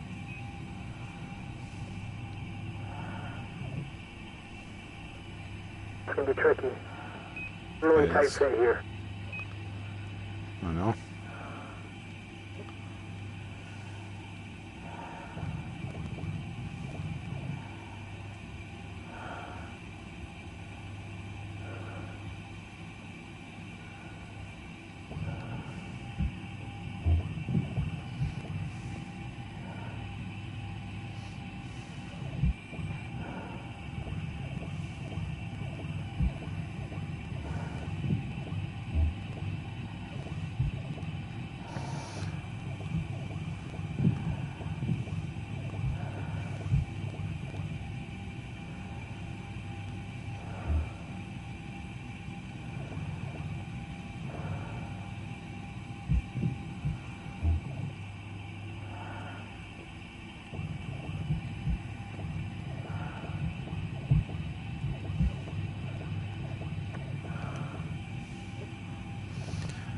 Was a good fit, but I guess not.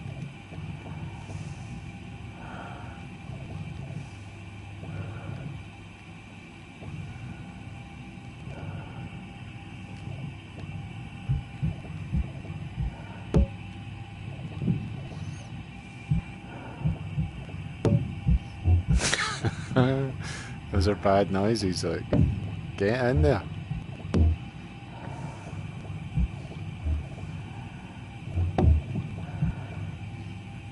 Alright, pull it back out again.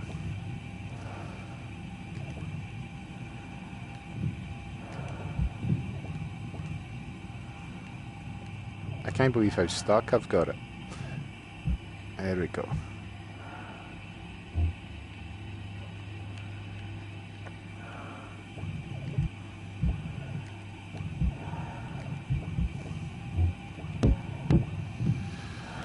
Alright. I made a good time of this the first time as well. I think I'm actually doing worse at it.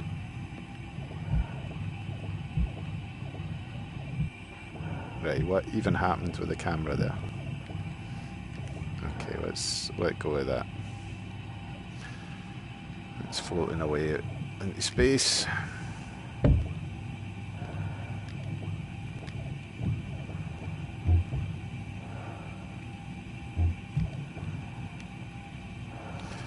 See, the idea was having it face on.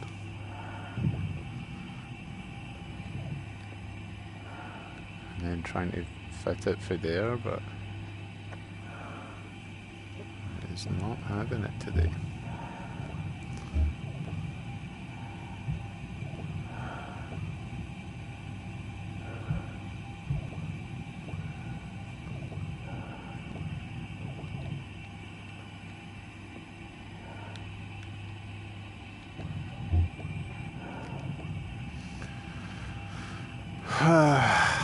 Okay, one last shot.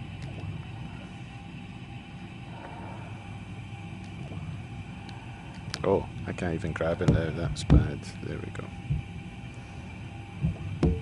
Man. Nice. Great job. That's crazy.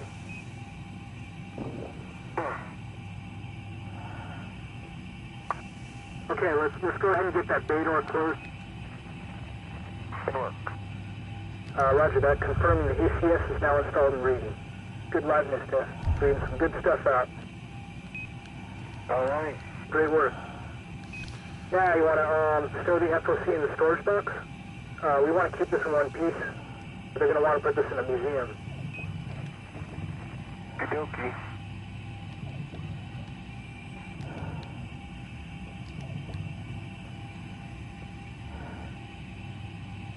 Nice small handle on the left. Much easier. Alright, on to the last part of the list now. Just a couple of things to do. First, we want to replace the electronic support module. Then we're going to install the cryo cooler on the NICMOS. Okay. Alright. Okay, let's go ahead and rotate Hubble into position plus V2.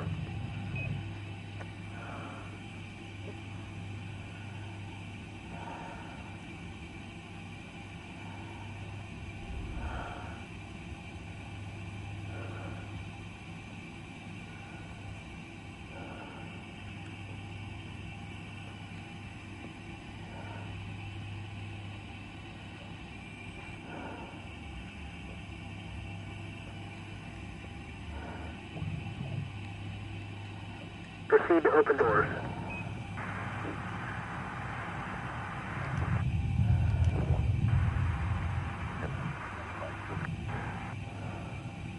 Let's go ahead and retrieve the new ESM from the shuttle bay and get it installed in Hubble.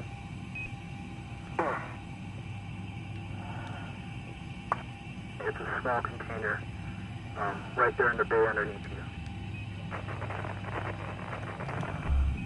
Aft blast. Hidden underneath you. Yep.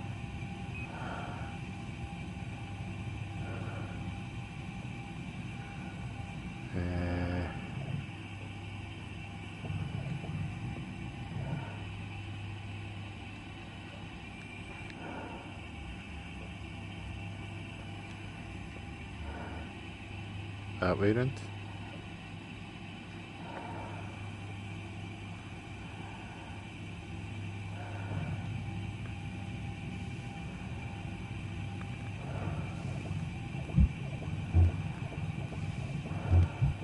Nice job. And confirm the ESM is installed. And system's reading fine from our side. Okay. Alright, whenever you're ready, let's go ahead and close up doors. Good work. Alright, rotate the Hubble into position. Copy, continue.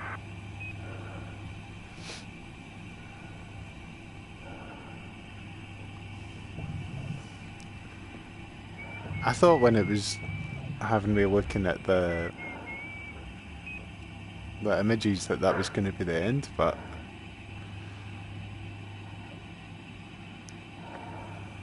this is not bad, this game. Educational as well. Alright, open the doors.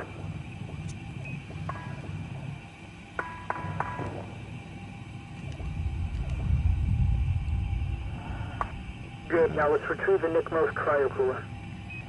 How you guys feeling out there? Excellent. Great. Excellent. Good. Yeah. That's some amount of work. It is. Oh. You got that right. Yeah. Let's get the Nickmos cryo cooler installed. Oh no, the machine's escaping. Here we go. That was close. Boy, oh no, I've pung the machine into space just after saying everything was going fine. Did we bring a spare? No. Okay. Roger, affirm. Installation looks good. Good job. Alright, close up doors. So let's go ahead and proceed and rotate the Hubble into position. Keep coming, Megan. Copy, continue. Alright, let's pick up the radiator. Pick up the, oh wow, yeah. Okay, so the top bit's got the wee hole, the bottom bit's not. Yeah, that radiator's crooked. Oh, and they're picking it up for some reason. There we go. Okay. Oh, we got to do it in stages.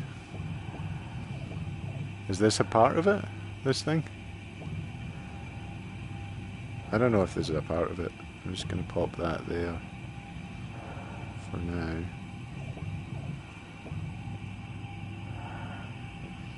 So this side is not the top bit.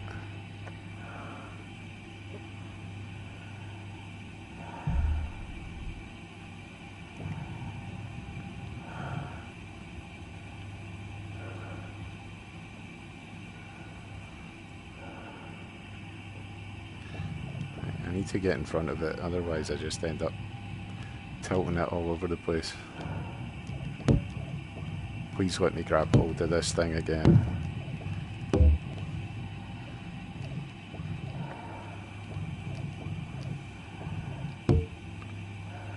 Okay, that's a bit better.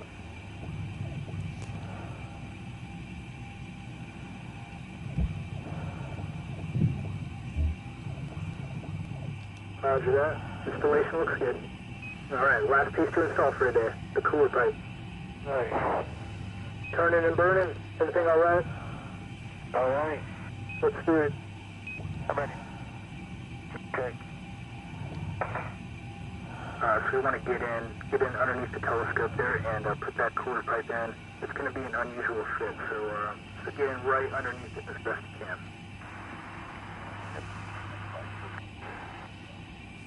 That's it. Oh, sugar, I thought I did it, but I didn't.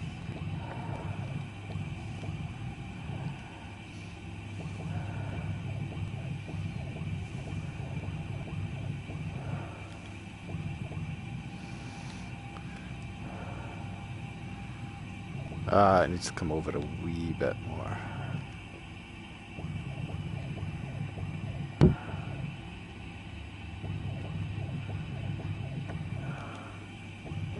I don't know it either.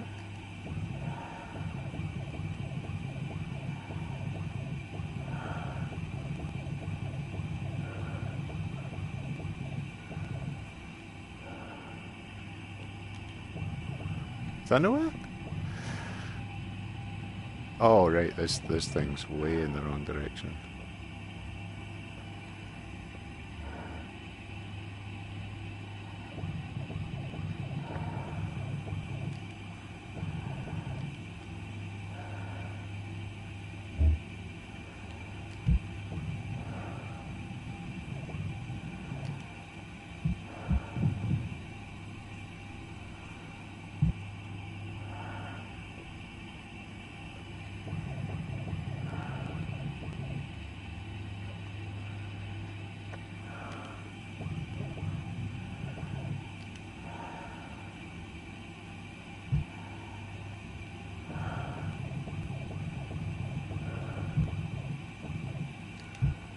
Alright, that's it for today, guys. Time to clock out and come in from the cold. Yeah, great job out there. Nice work. Great. Just completely awesome out here.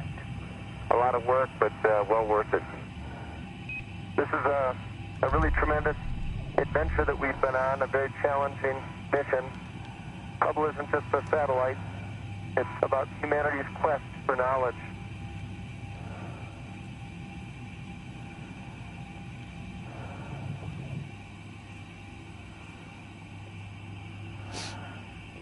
Another wee trophy.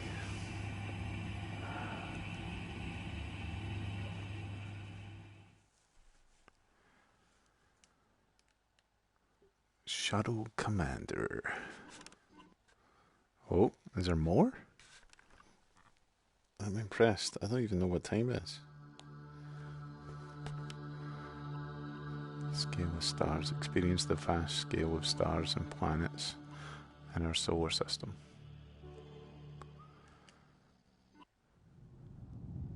Blaze 742. Oh, I thought he was going to say more than that. Constellation Draco, the smallest white dwarf. White dwarfs are stellar remnants produced when a star sheds its outer layers into a planetary nebula.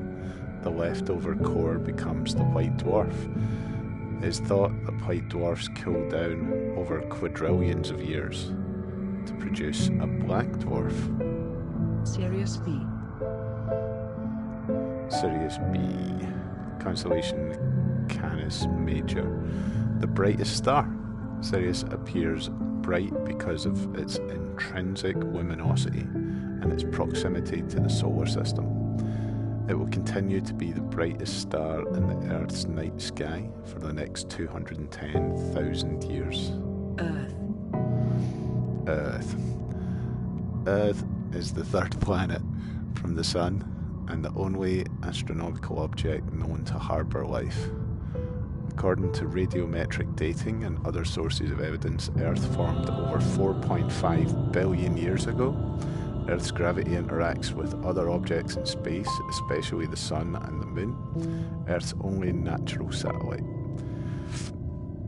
Earth orbits around the Sun in 365.26 days, a period known as an Earth year.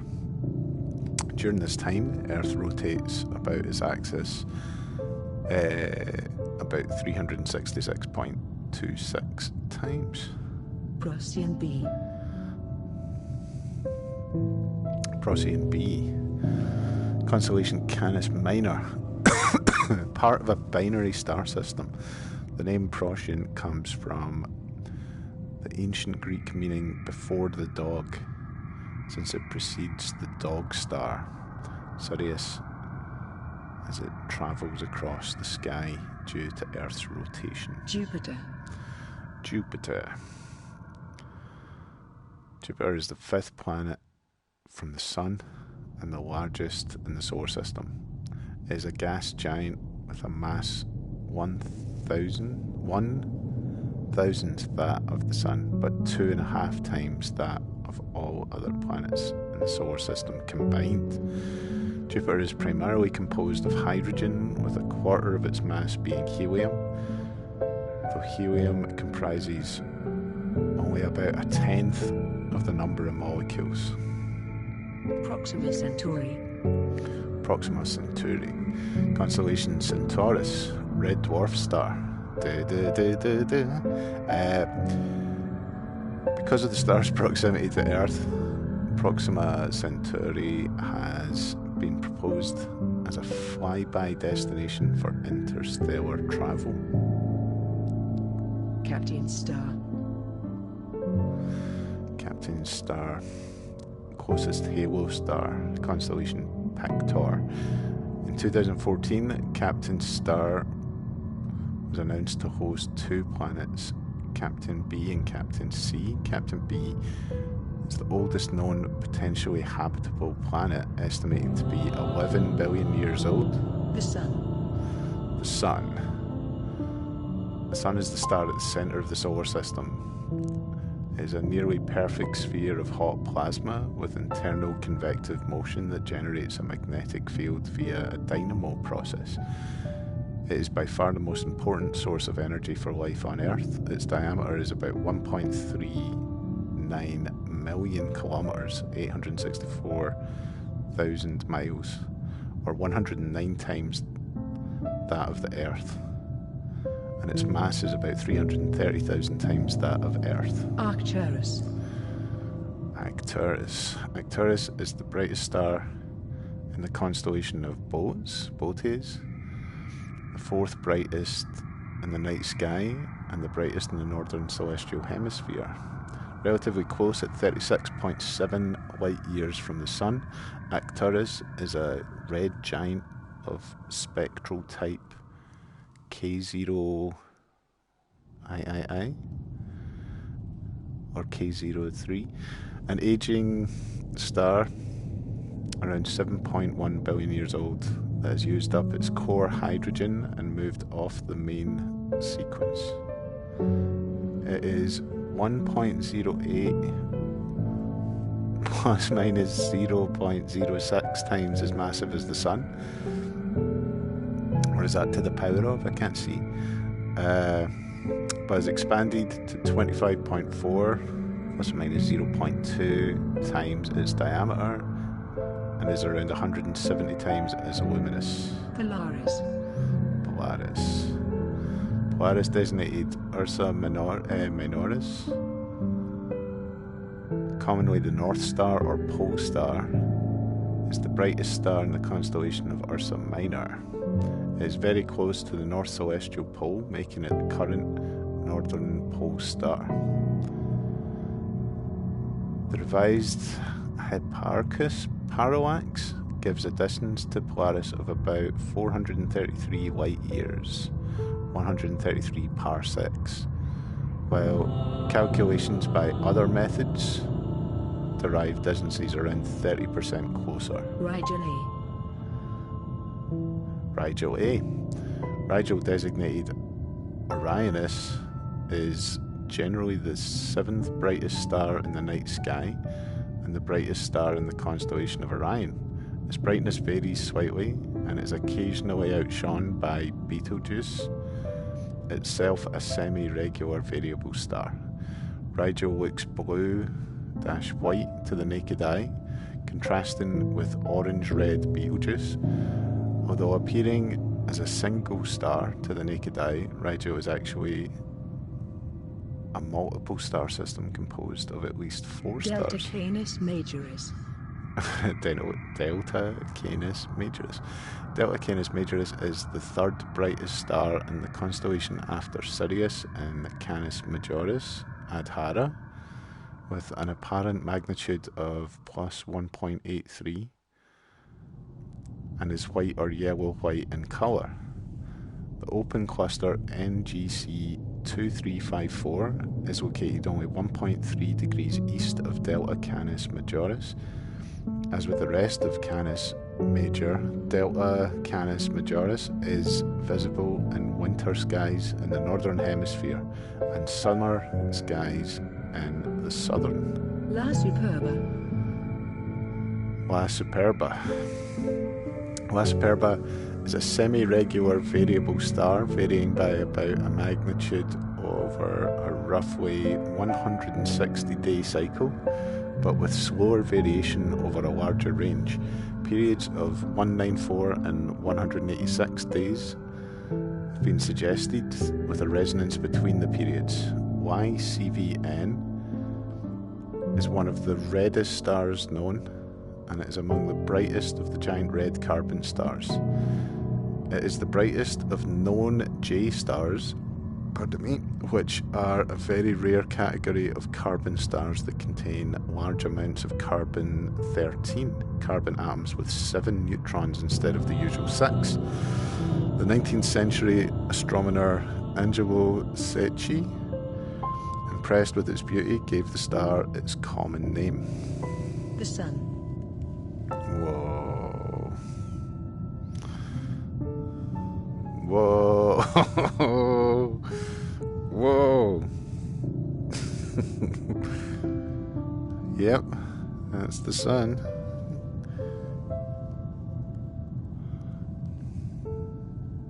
Is it just comparing them? Earth.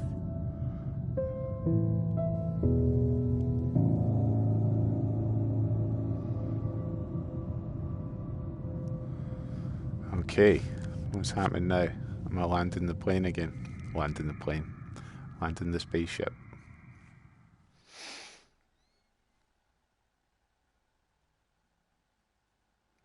Do, do, do.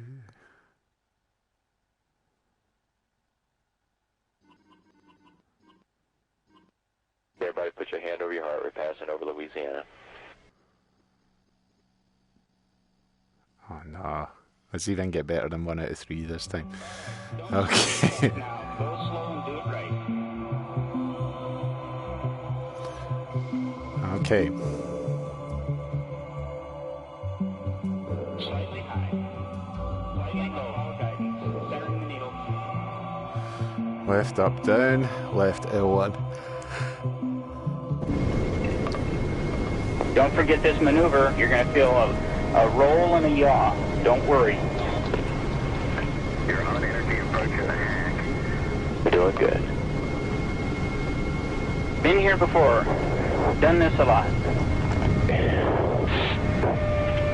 Here's the maneuver. Ready? Ready. Houston, on at the 180. Copy, on at the 180. Little inside. Boy. That's it up, are you? Yeah, gravity's acting on. She should be okay. Perfect. You got that right, jeez. Right, gotcha. Jim?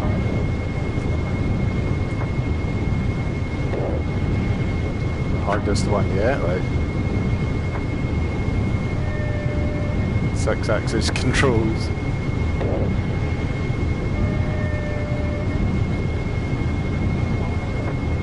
On energy at the 90. On energy at the 90. Looking good at the 90. Roger.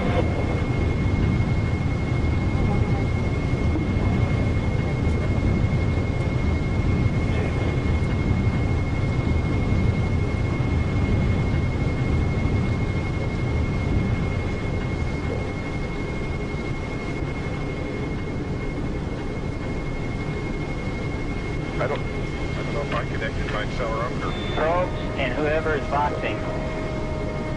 I can't go up. Speed brake. Should be coming. Oh no. There she comes. Okay. Houston, please inside. A little outside. Houston copies, field sight. I see one white. One heavy on the nominal aim point. 7,000. Approach and land. God. Body flat coming to trail. And on-glide slope on surface winds 15084. Roger. Maneuver complete.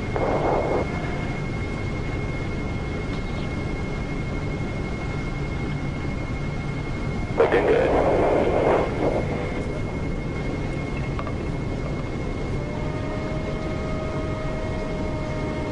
5,000 feet radar. Roger, Radar 2 is good. Radar 1 is good. Thank you.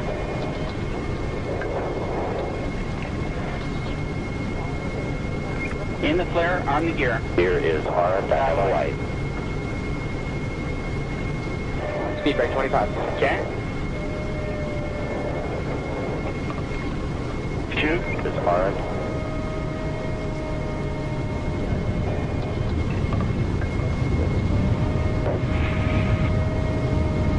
Oh my 1,000. 500. 400. Gear's coming.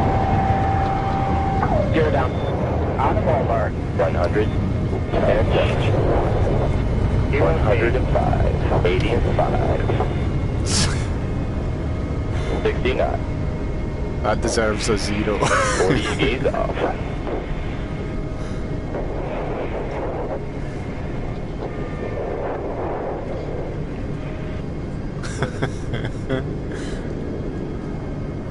That was a very bad landing, Okay, but we'll stop. we made it. Excellent job. Well, thank you, Charlie. It's great to be home. We're all feeling great, and it was a super flight, and thanks to everybody for all the fine help. And we're in the post-landing checklist. You're loud and clear, sir, and the vehicle looks nominal at this point. Roger. Okay. You doing okay? Yeah. Little dizziness here, though. Yeah, it's Gotta okay. keep the head still. Just go slow. You'll be fine. Okay? I missed the runway. 0. 0 out of 3. That was hard. That bit was really hard. Yeah. No trophies for that.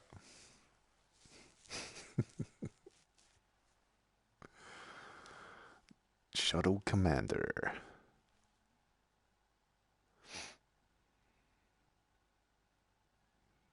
The Commander's Room, mind, in Metal Gear Solid 1. More missions.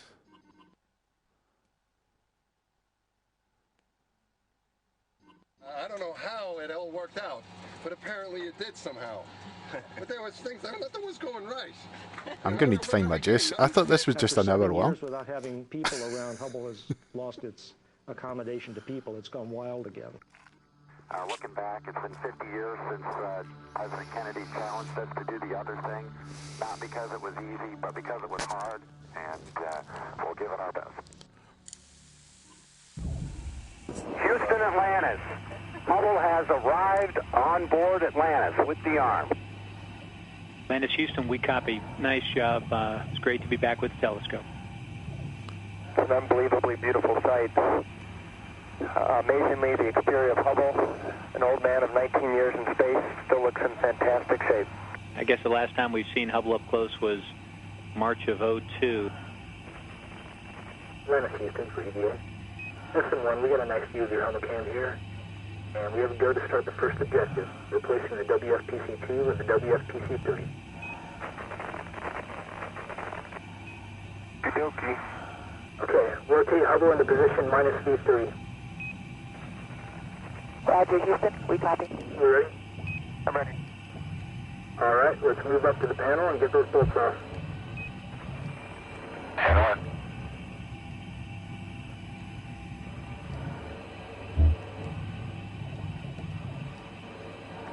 Have a little problem going on.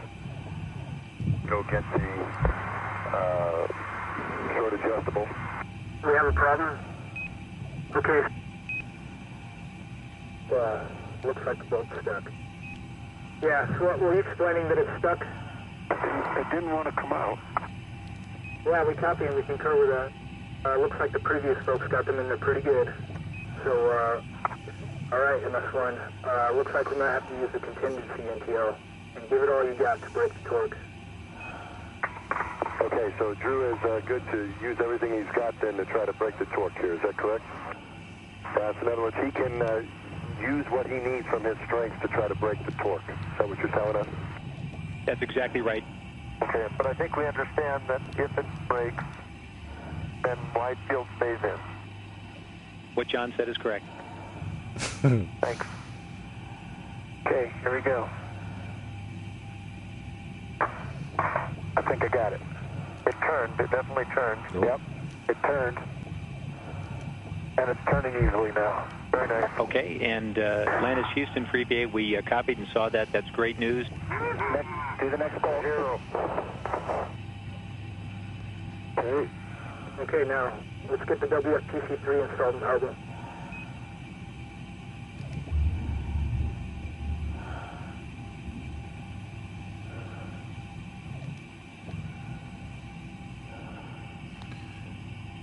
I'm well good at these bits. Kinda. Sort of.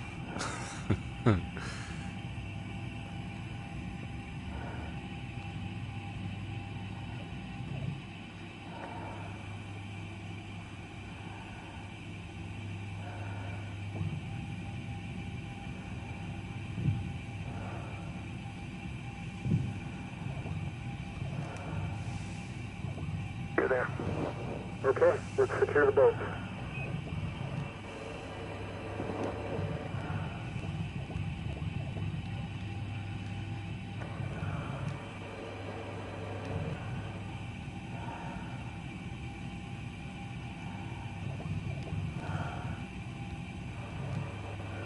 Oh, there you go.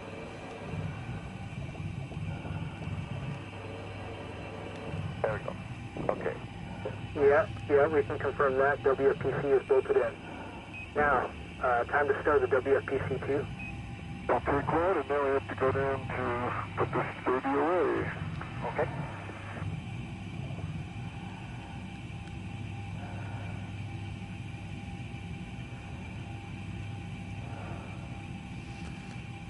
So we'll try and store this thing.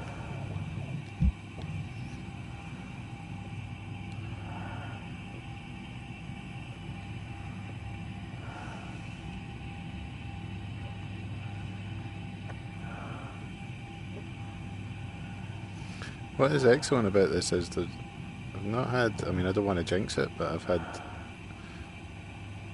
no nausea at all in this game.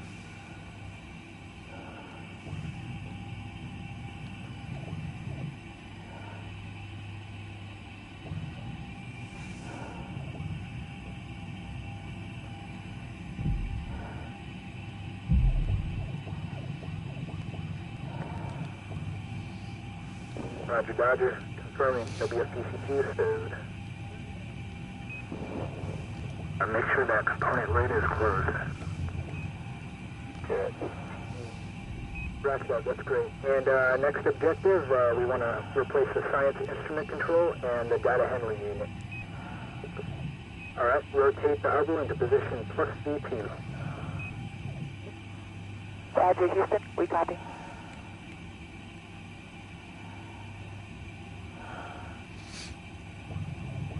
There's that wee bolt flying about as well.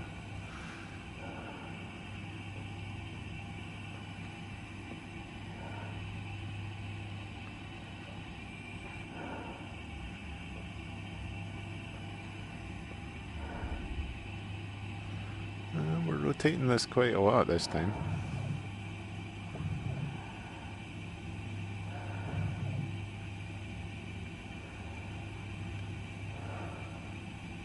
That's good. Stop. Stop. All right, now let's get those bolts knocked off and open that panel. Good work. We see you moving up.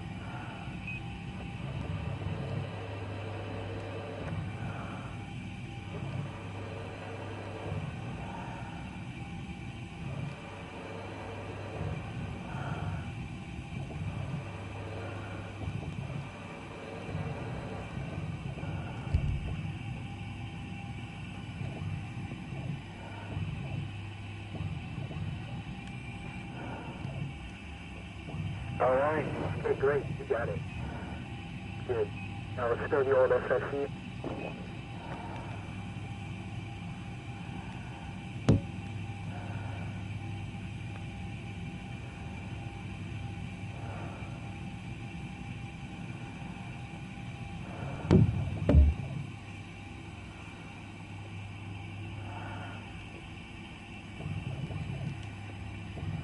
Next, let's retrieve the new SIC and DH from the shuttle bay.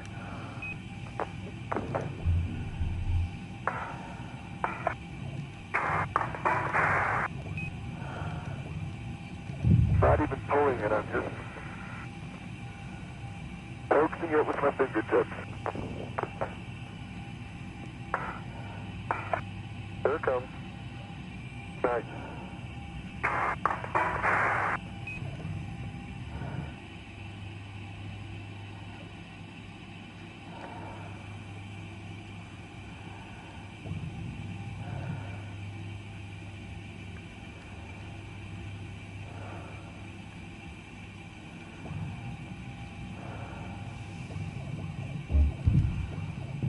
You're there. All right. Okay, let's go ahead and get that bay door closed and bolted.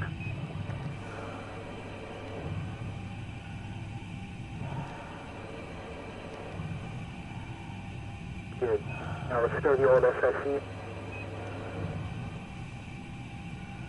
Well, we got the Hubble and gave Hubble a hug, but in traditional Hubble fashion, Hubble threw us a few curves, and I think it's really a testament to the whole team on board here, and of course on the ground. We were able to overcome them, and that we have a new wide field camera in the telescope, which will help to unlock the secrets of the universe, and a new scientific instrument command and data handling.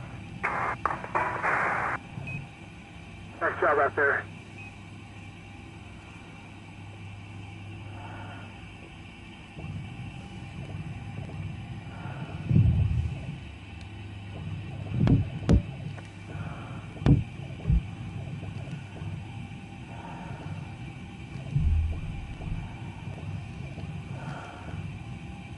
There we go. Okay. After that, SIC and DH is stowed. Good. Go ahead and proceed to close all component lids. I'm ready. Yeah, we're making great progress. Keep it up. So next up, we want to replace the rate sensing units, or RSUs, all three of those. Can you rotate Hubble into position?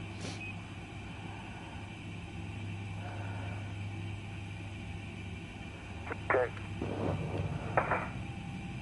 Door's coming open. The door is opening by itself. There's an RSU with your name on it waiting for you. Now we want to remove the first RSU and let's stow it in the shuttle. It's a tight space in there. Just really be careful with your tools. We got it.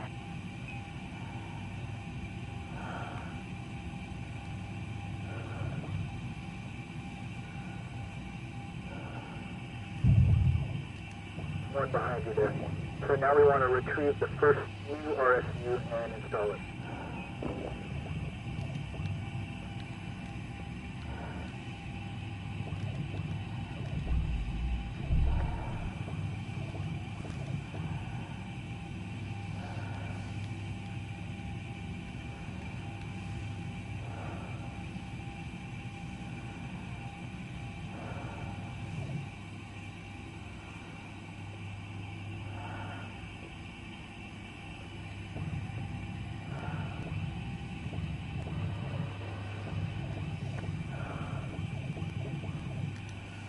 Okay.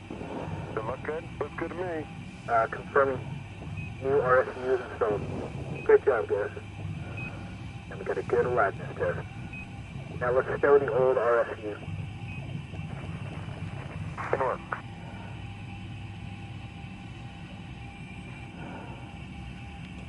Let's do the old one.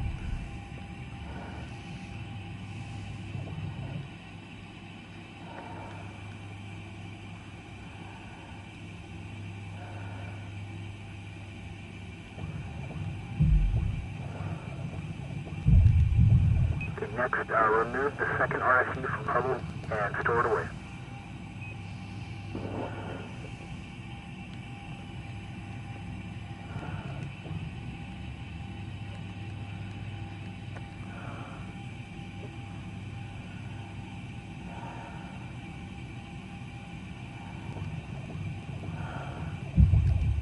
Alright, go ahead and retrieve the next RSU.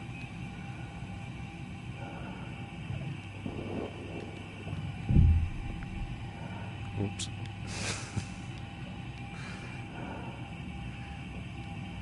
Okay.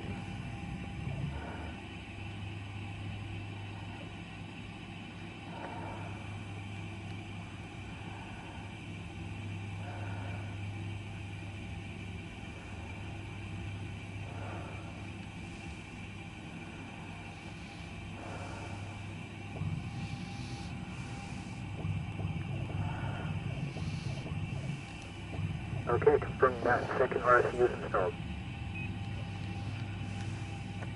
And that's one UVA-1, Houston. Remember to stow the old RSU.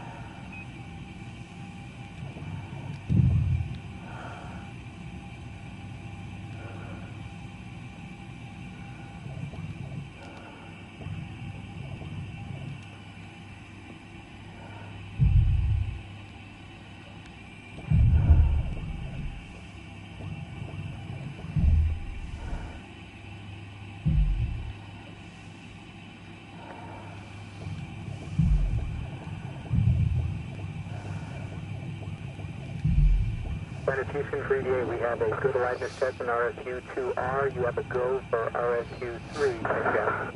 Okay, on to the final RSU now. Great job. Planet Houston 3D8, we have a good aliveness test in RSU-2R. You have a go for RSU-3. Change out. And we copy, go for RSU-3. Alright, we want to just temporarily stow that RSU. Okay. Alright. Okay, so retrieve the last new RSU and let's install that. Hey, Hooked on Whips. Good to see you.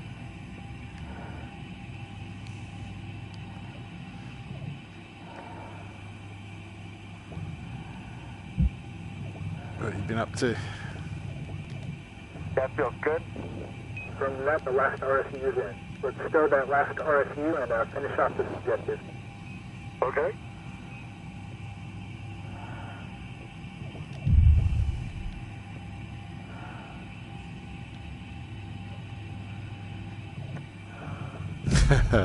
Okay. Nice.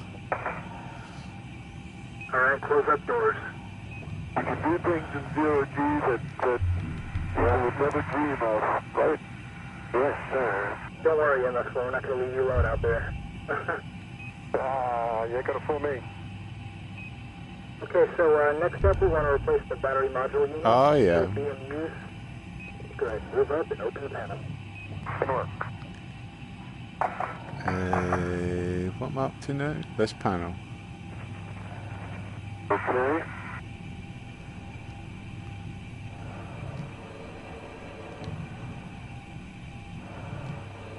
Okay, it's loose now. I see it. Good job. It's loose, and I think we're in good shape as far as I see the wires.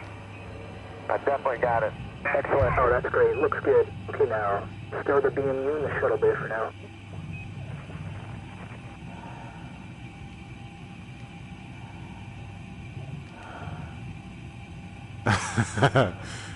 Yeah, that's cool. I thought this was a wee short game, but I think I've been at it for a couple hours. It's been pretty good though. 2.5 hours. Okay, so at this point, Jeez. you can go ahead and retrieve the new battery module and install it in Hubble. Oh. That's in work.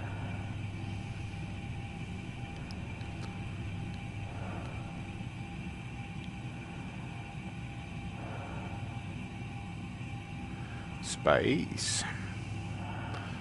Right. And go this thing.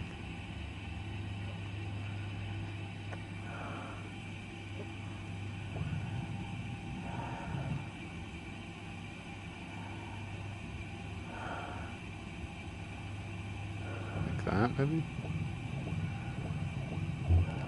Alright, whenever you're ready, let's go ahead and close up doors. Okay. Let's close them doors. Start drilling.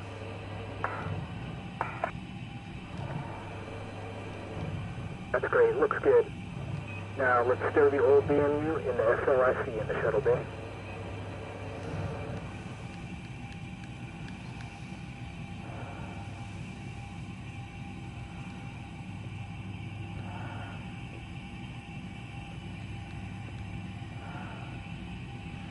Oh yeah, this was supposed to open, but it didn't.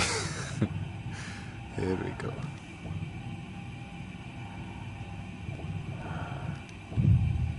There we go. Yes, if you can go ahead and retrieve the second EMU. Okay.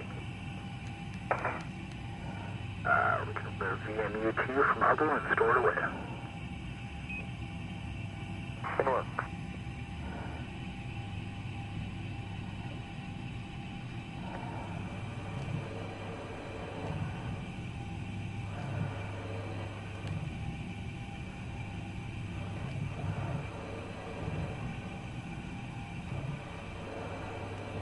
Last bolt is free and the battery is releasing. Roger that.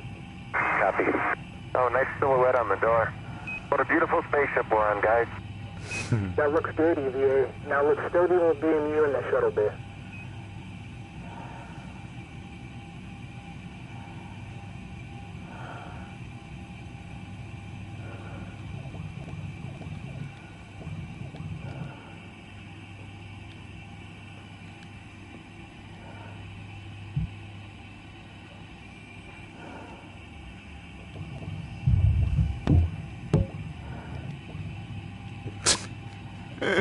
Stop. Stop escaping. There we go.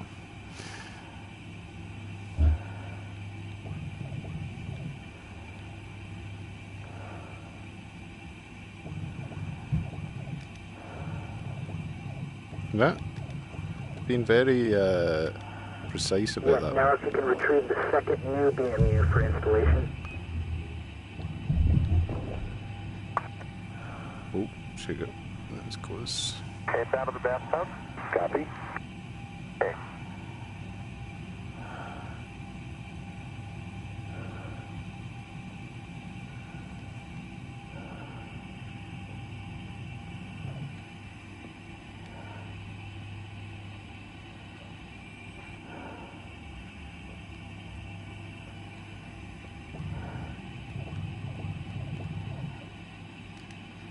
Alright, UVA, when you're ready.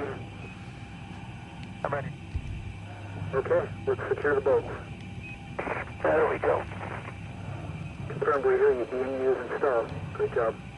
Happy to report, good liveness test on the Bay 3 battery. You have a go in your column. Oh, that's great to hear. Let's stow the old BMU in the SLIC now.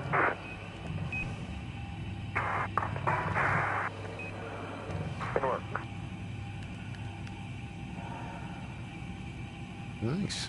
This is quite a big mission. Quite a big game, actually. I thought because of the price it was just going to be a wee quick one. Because I've had some other space ones that were really short. Make sure that component lid is closed. Great job. Alright, Co-Star's done his job. It's time to bring it home. So here's time for the big one. Let's get the new Cosmic Origin spectrograph in there. So rotate Hubble into position minus V2.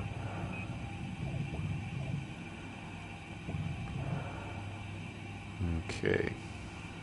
Hey, stop motion. Motion stopped. Okay, let's get the doors open. Okay, you guys know the drill. Let's remove co-star. Oh, And no. let's start moving out. Copy, coming out slow. Here it comes. Nice. Nice. Copy that. Co-star is removed. Good. Okay, now still co-star on the temporary storage rack. Okay. It's just my heat that's bouncing off that, so that's fine.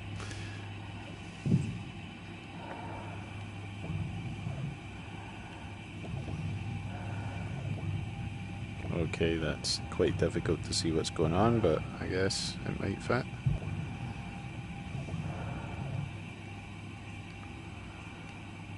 Okay, like that.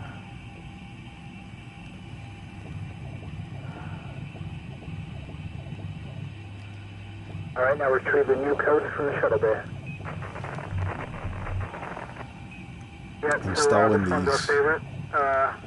It'll be a tester, but we like those. We've been here before. We need to get this guy lined up very carefully, and of course we only have a few inches to spare, so I wish we had more, but this should be no problem for you. Okay. There's a problem, it's the worst one. It's the hardest one to fit. Like, Down to the nanometer. How would we know that? it's the hardest one to fit, like 100%.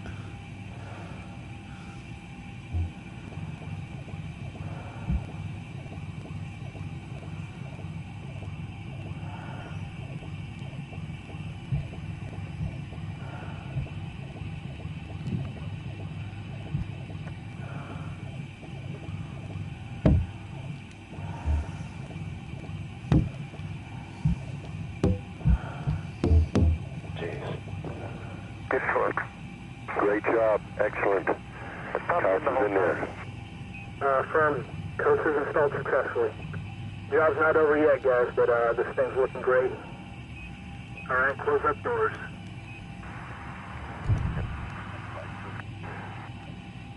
You guys are doing an outstanding job so far. We are getting through this thing. Alright, now we need to stow co-star back in its box. A little piece of history right there. Okay. Good job, guys.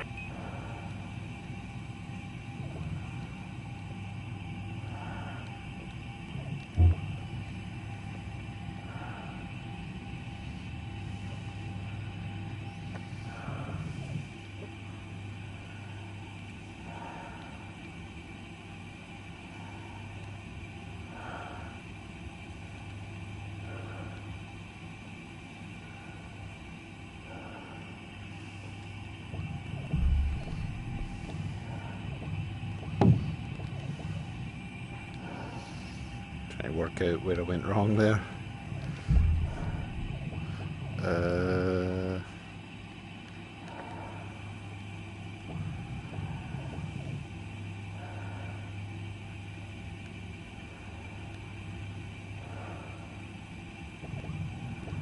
Just shove it in here.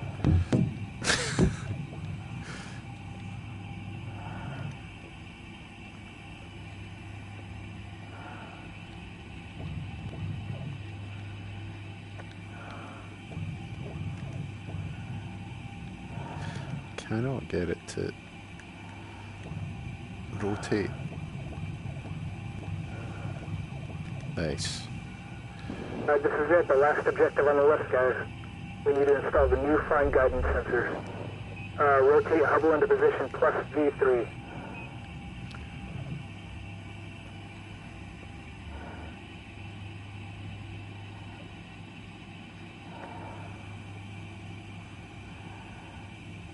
How many objectives? 28 of 31. Alright, open the doors.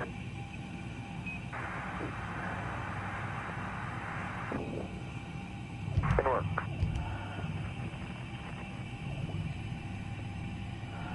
And the mirror is now clear, just coming outside telescope. Okay. Look at that. Great. Okay, store the FTS on the temporary storage rack. We're getting some good signals here. When you're ready, go ahead and retrieve the new FTS from the shuttle bay and install it.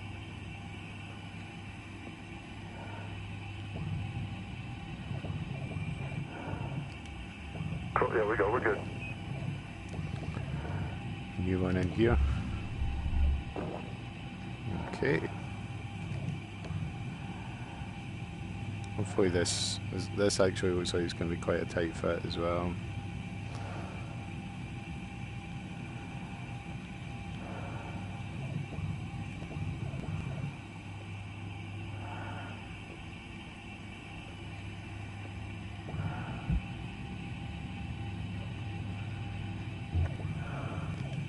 Okay. I got it. Atlantis Houston, we're happy with the current config. Great job. Okay. Alright guys, this is it. This is the last task. Let's go ahead and stow that old FTS in the shuttle for the ride home. Oh, great. Alright. Nice job out there.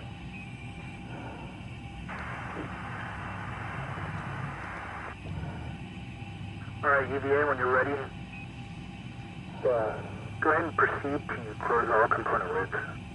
And I just want to, while you're closing the doors here, tell you what a great job you guys did today, and how proud we are of you, and also the fact that I want you to take a look around, because your spacewalk with Hubble is about to come to an end. We're bringing you in as soon as you close the doors.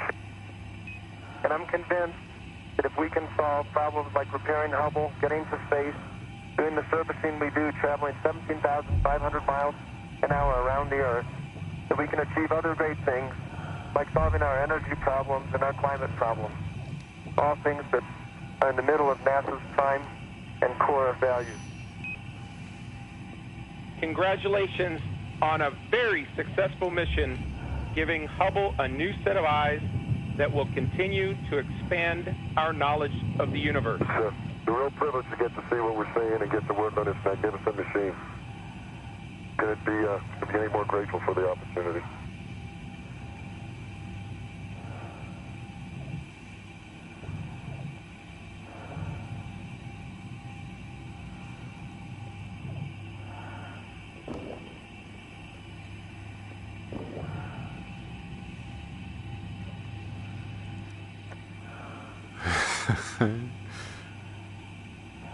It is amazing thinking people did that. It's wild.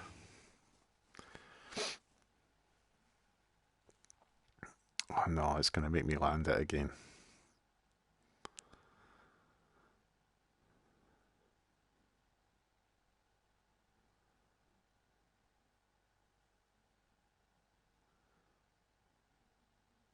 Maybe. I reckon it is gonna though. Let's see if I can find a juice really quick. Yep.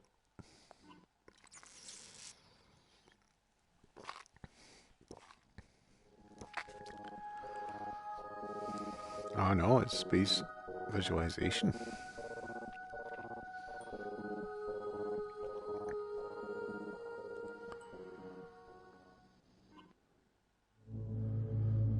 Whoa. Scientists estimate that there are at least 2 trillion galaxies in the universe, each as unique as our own galaxy.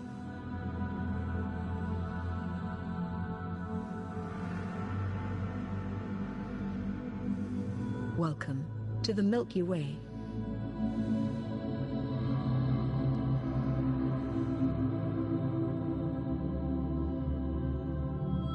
Our galaxy consists of billions of stars, planets, and gas, bound together by gravity. It is approximately 100,000 light-years in diameter. It is a barred spiral galaxy, named so, as it appears to have an elongated bar in the center, with several spiral arms around it. The bright center of our galaxy is called the bulge. It contains a supermassive black hole, and around 10 million stars, wrapped in a thick cloak of cosmic dust.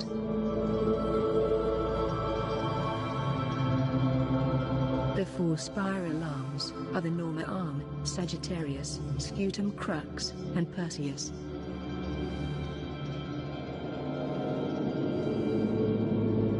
Our sun is located inside a minor spiral arm called the Orion Arm, approximately 25,000 light-years from the galactic center.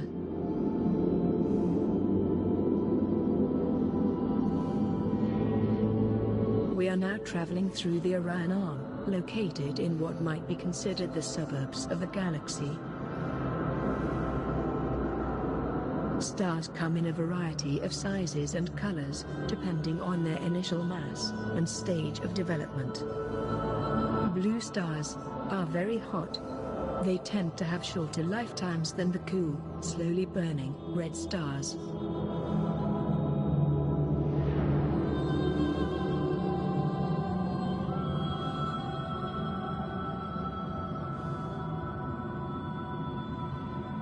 Now we are entering our solar system, which contains the Sun, the Earth and other planets.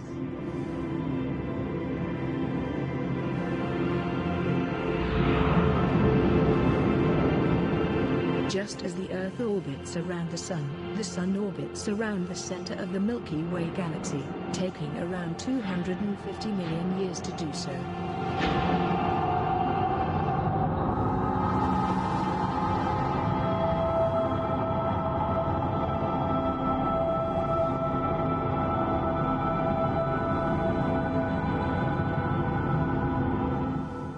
Move the right stick left or right to select your destination, or look directly at an icon. Press X to accept.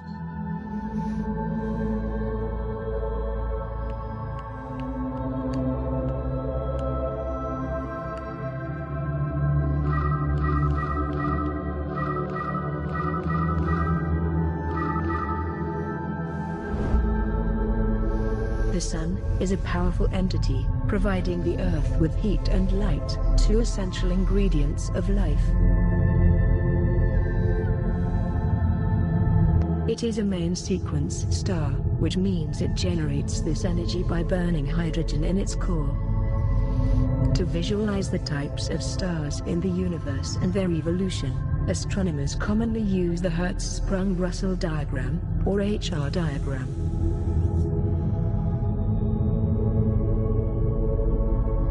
The hottest stars are to the left of the graph, while the brightest stars are at the top of the graph.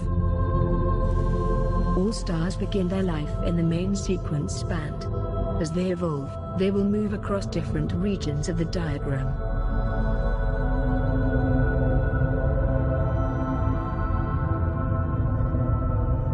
Approximately 5 billion years from now, the Sun will turn into the red giant.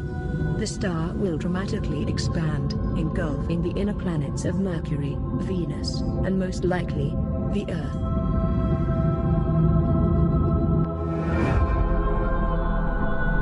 Since prehistoric times, humanity has been grouping stars into recognizable, memorable patterns, called constellations or asterisms. Today, there are 88 officially recognized constellations, defined as regions in the sky. Here we only highlight a selection of them.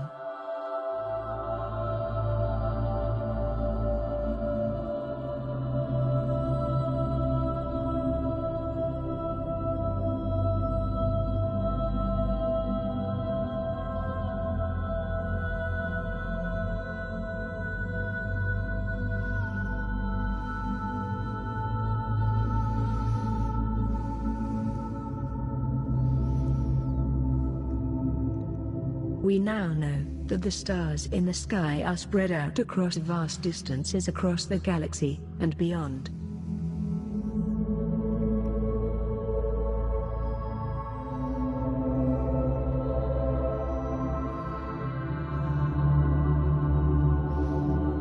This is excellent.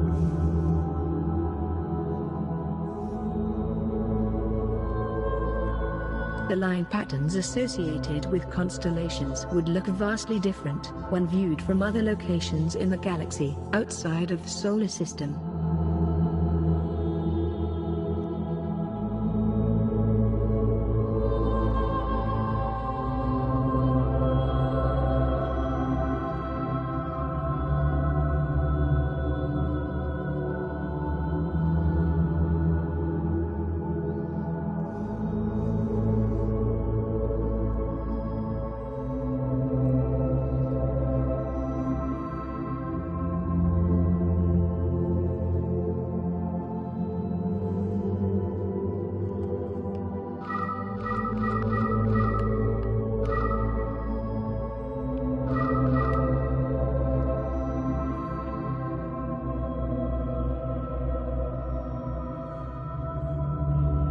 Altair is a nearby A-type main sequence star located about 17 light-years away in the G cloud, a nearby interstellar accumulation of gas and dust.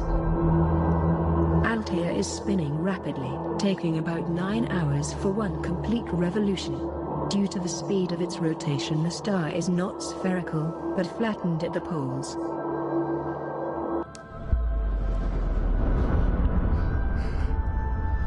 Alpha Centauri is the closest star system at around 4.4 light-years from the Sun. It is a triple star system, consisting of 2 Sun-like stars, Rigel Kentaurus and Ptolemy, and the much smaller Proxima Centauri. Proxima Centauri is not visible to the naked eye, despite being the Sun's closest neighbor.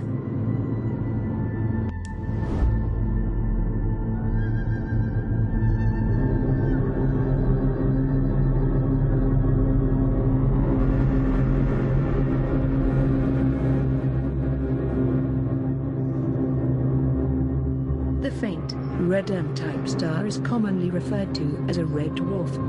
The smaller the star's mass, the longer its lifespan, and Proxima Centauri will be around for another 4 trillion years. Planets discovered outside of the solar system are called exoplanets. In this star system, astronomers have identified a potentially habitable Earth-like exoplanet called the Proxima Centauri b, discovered in 2016.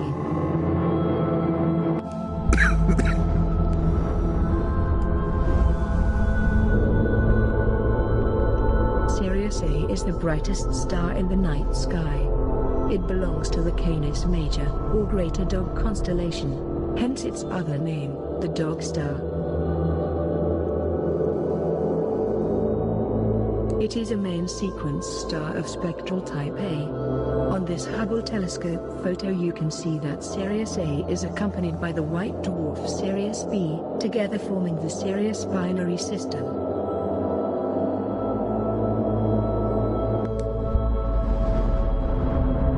Procyon belongs to the Canis Minor, or the Lesser Dog, constellation, which is why it is called the Little Dog Star. Just like Sirius the Dog Star, Procyon is a binary star. It consists of a yellow-white F-type main sequence star Procyon A and a much smaller white dwarf Procyon B. F-type stars make up around 3% of main sequence stars in the solar neighborhood. Emitting more higher energy radiation, such as ultraviolet light, their lifespan is shorter than that of G-type stars like the Sun. Still, scientists believe they may support life on their planets.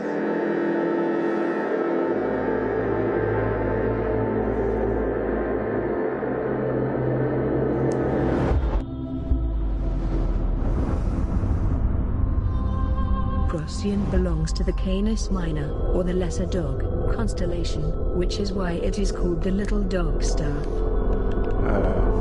Just like Sirius the Dog Star, Procyon is a binary star. It consists of a yellow-white F-type main sequence star. F-type stars make up around 3% of main sequence stars in the solar, emitting more higher energy radiation, such as ultraviolet light. Their lifespan is shorter than that of G-type stars like the Sun. Still, scientists believe they may support life on their planets.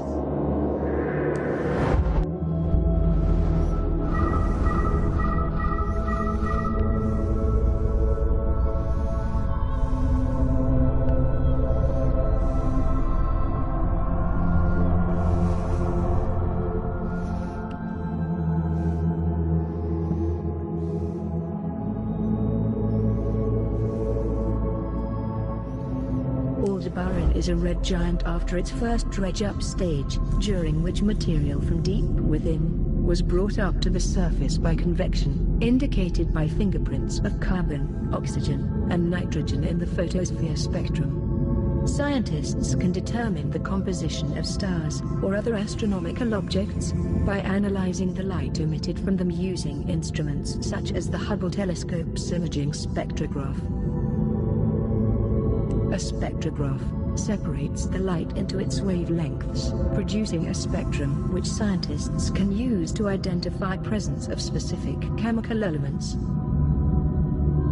Dark absorption lines visible in the spectrum of a star are caused by thinner, cooler gases in the star's atmosphere. These gases absorb specific wavelengths from the star's continuous light spectrum. As shown on the right, these dark lines can then be matched against well-known bright lines emitted by heated-up materials. Such bright lines can also be directly observed in the light spectrum of some nebulas consisting of ionized, glowing gases.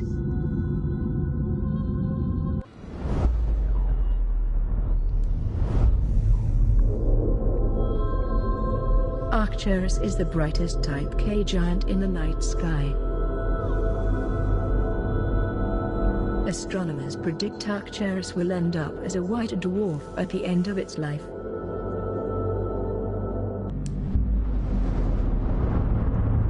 W is a giant star that has evolved away from the main sequence, after consuming the hydrogen at its core.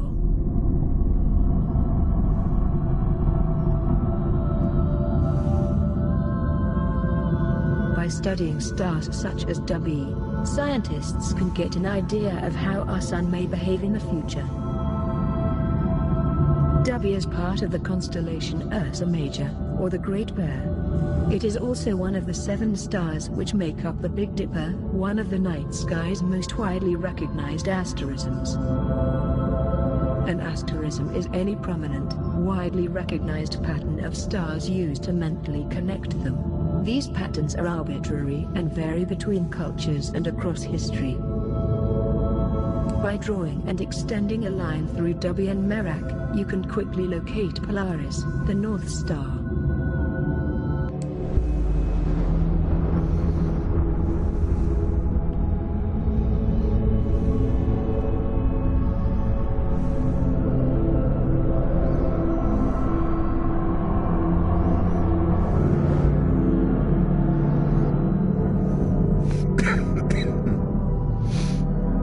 Delta Cephei belongs to a very important class of stars called Cephide variable stars. These stars brighten and dim repeatedly. What is so special about them is that the time between the repetitions is precisely tied to the star's true luminosity.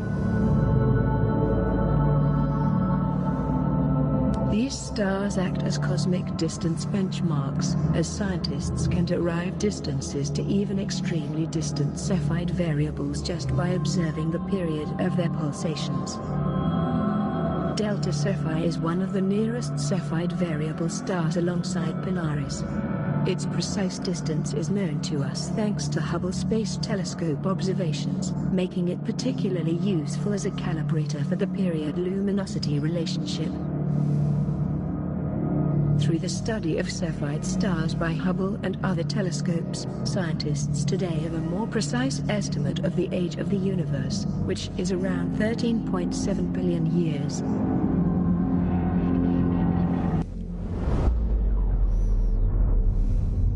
Just like the similarly sized Betelgeuse, the 12 million years old Antares has already exhausted its hydrogen supply and moved away from the main sequence spanned on the HR diagram.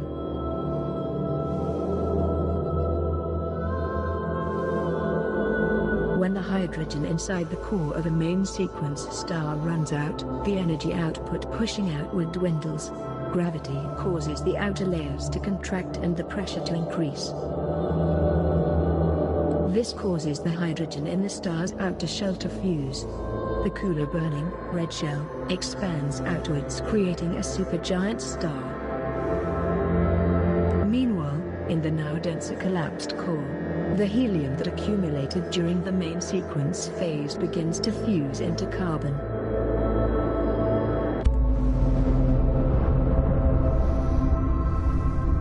The yellow supergiant Polaris has luminosity nearly 4,000 times greater than the Sun.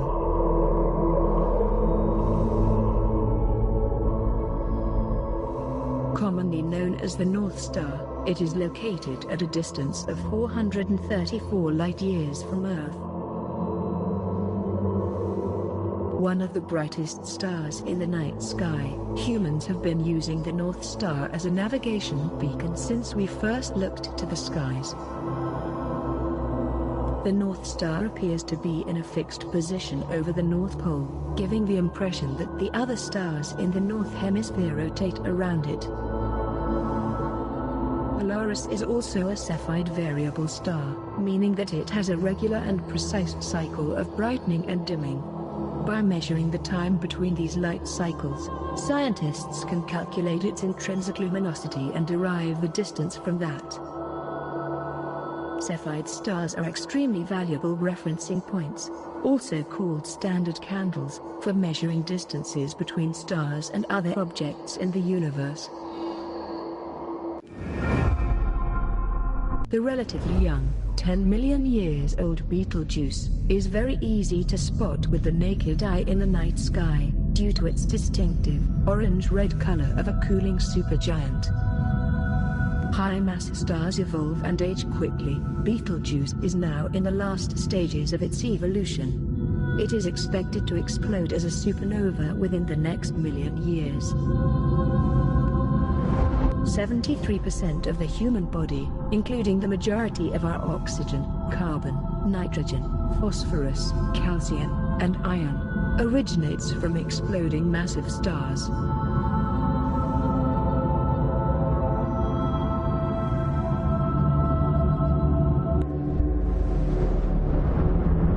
Rigel is a blue-white, B-type, bright supergiant. Its mass is about 18 times that of the Sun, and its luminosity calculated to be anywhere between 40,000 and 360,000 times greater. Stars like Rigel are rare and short-lived, but their immense brightness makes up for their scarcity, and they are well represented among stars visible to the naked eye.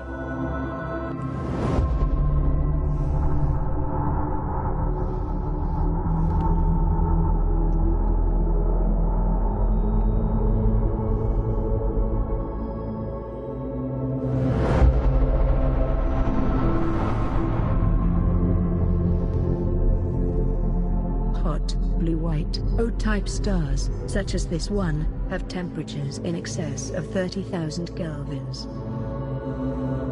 Usually located in regions of active star formation, these stars illuminate any surrounding material and are largely responsible for the distinct coloration of the galaxy's arms. They are extremely rare.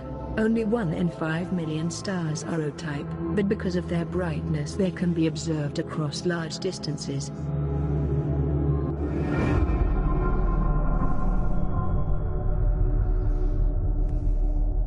Milky Way is a barred spiral galaxy, named so, as it appears to have an elongated bar in the center, with several spiral arms around it. The 4 spiral arms of the Milky Way are the Norma, Sagittarius, Scutum Crux, and Perseus arms. Our Sun is located inside a minor spiral arm called the Orion arm, approximately 25,000 light-years from the galactic center.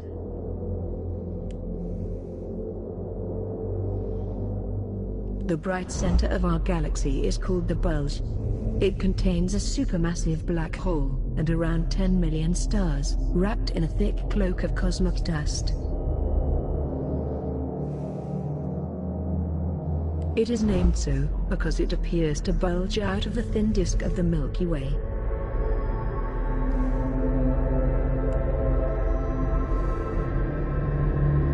The Milky Way is surrounded with a diffuse galactic halo, containing spherical islands of stars called globular clusters. These clusters orbit the galactic core as satellites. By measuring the orbital velocities of these clusters, using data from the Hubble Space Telescope and the European Space Agency's Gaia satellite, an updated estimate on the mass of the entire galaxy was obtained. The Milky Way has the mass of 1.5 trillion suns, and around 90% of that is believed to be dark matter, the invisible and mysterious substance which acts as scaffolding throughout the universe, keeping the stars in their galaxies.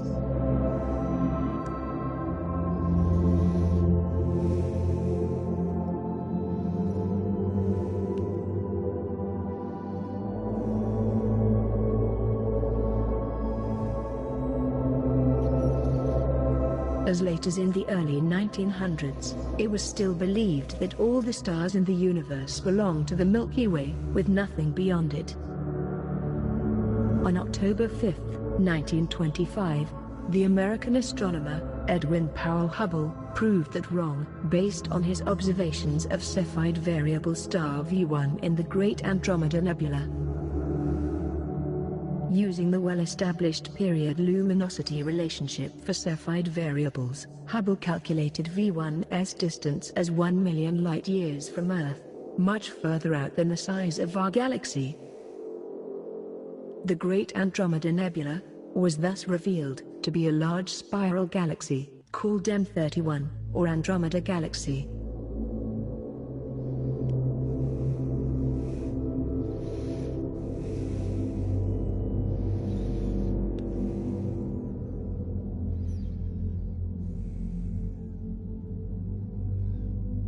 Cosmology is a branch of astronomy concerned with the origins and evolution of the entire universe.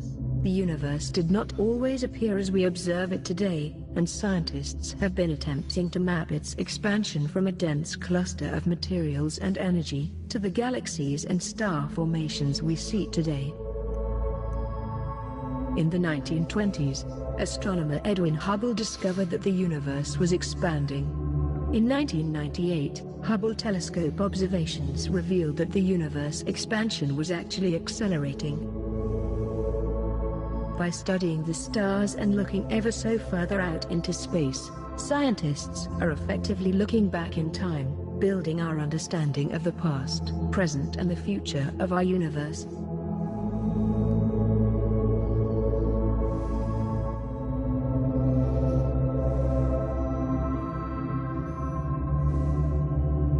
Since its launch in 1990, the Hubble telescope brought about several breakthroughs in astrophysics and dramatically enhanced our knowledge of the universe.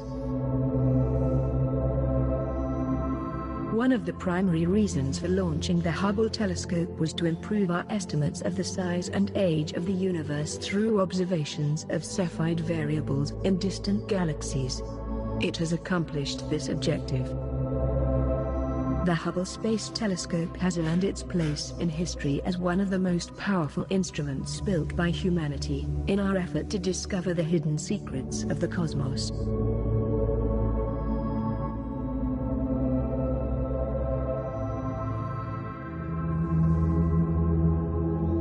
Got a wee trophy.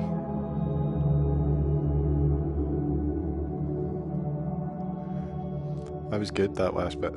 Very educational.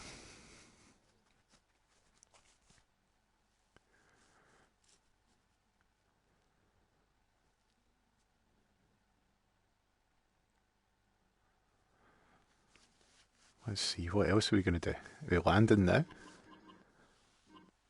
Yeah, I got my stick where I want it. Feet on the rudder pedals. Okay, my feet are off. 0.95, going CSS. I see it. I'm flying. Okay.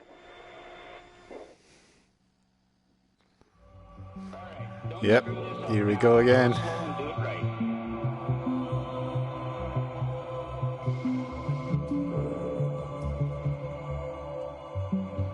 Slightly high. Right angle, all guidance. Centering the needle. Use the runways inside. Houston copies, field sight. I see one white. One heavy on the nominal aim point.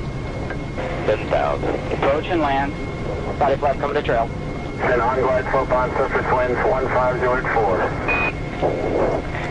Roger. Maneuver complete. Looking good. Steep brake, yeah. 5,000 feet radar. Roger. Radar 2 is good. Radar 1 is good. Thank you. Pressing up. In the flare, armed here. Here is armed. Speed brake 25. Okay. It's armed. And G should be okay for that surrounding flare. So you got that right. 1,000. 500. 400. Jim. On the ball bar. 100.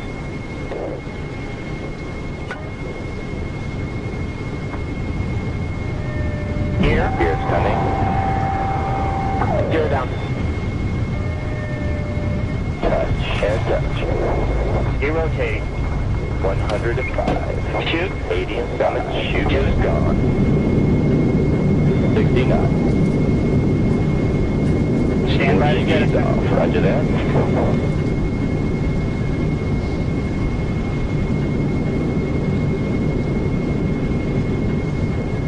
Yeah, we'll stop.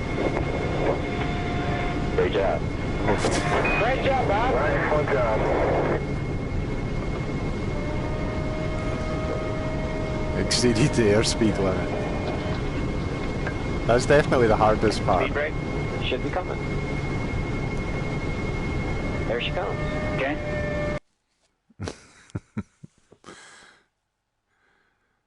Has it got something else up its sleeve? I got a silver trophy. I think that's the first silver trophy I've had.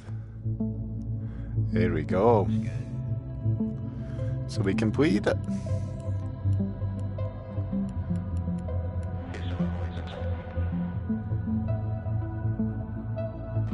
Nice. So that's what we did. We played all of those. Should put the credits up, eh? So yeah, I don't know how long I was in there, but that was pretty good.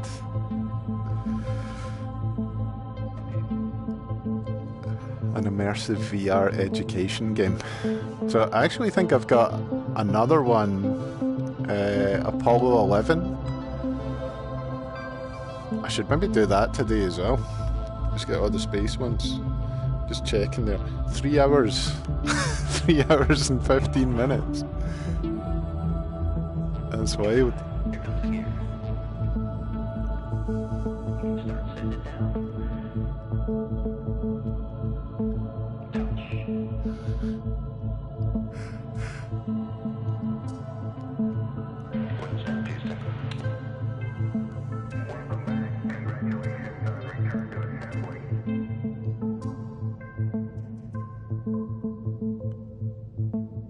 Nice. Alright, well that was pretty great. But I think I better go get something to eat. Thanks everybody so much for tuning in. I hope you enjoyed that, and I'll hopefully see you again very soon. Cheers again. Bye. Bye.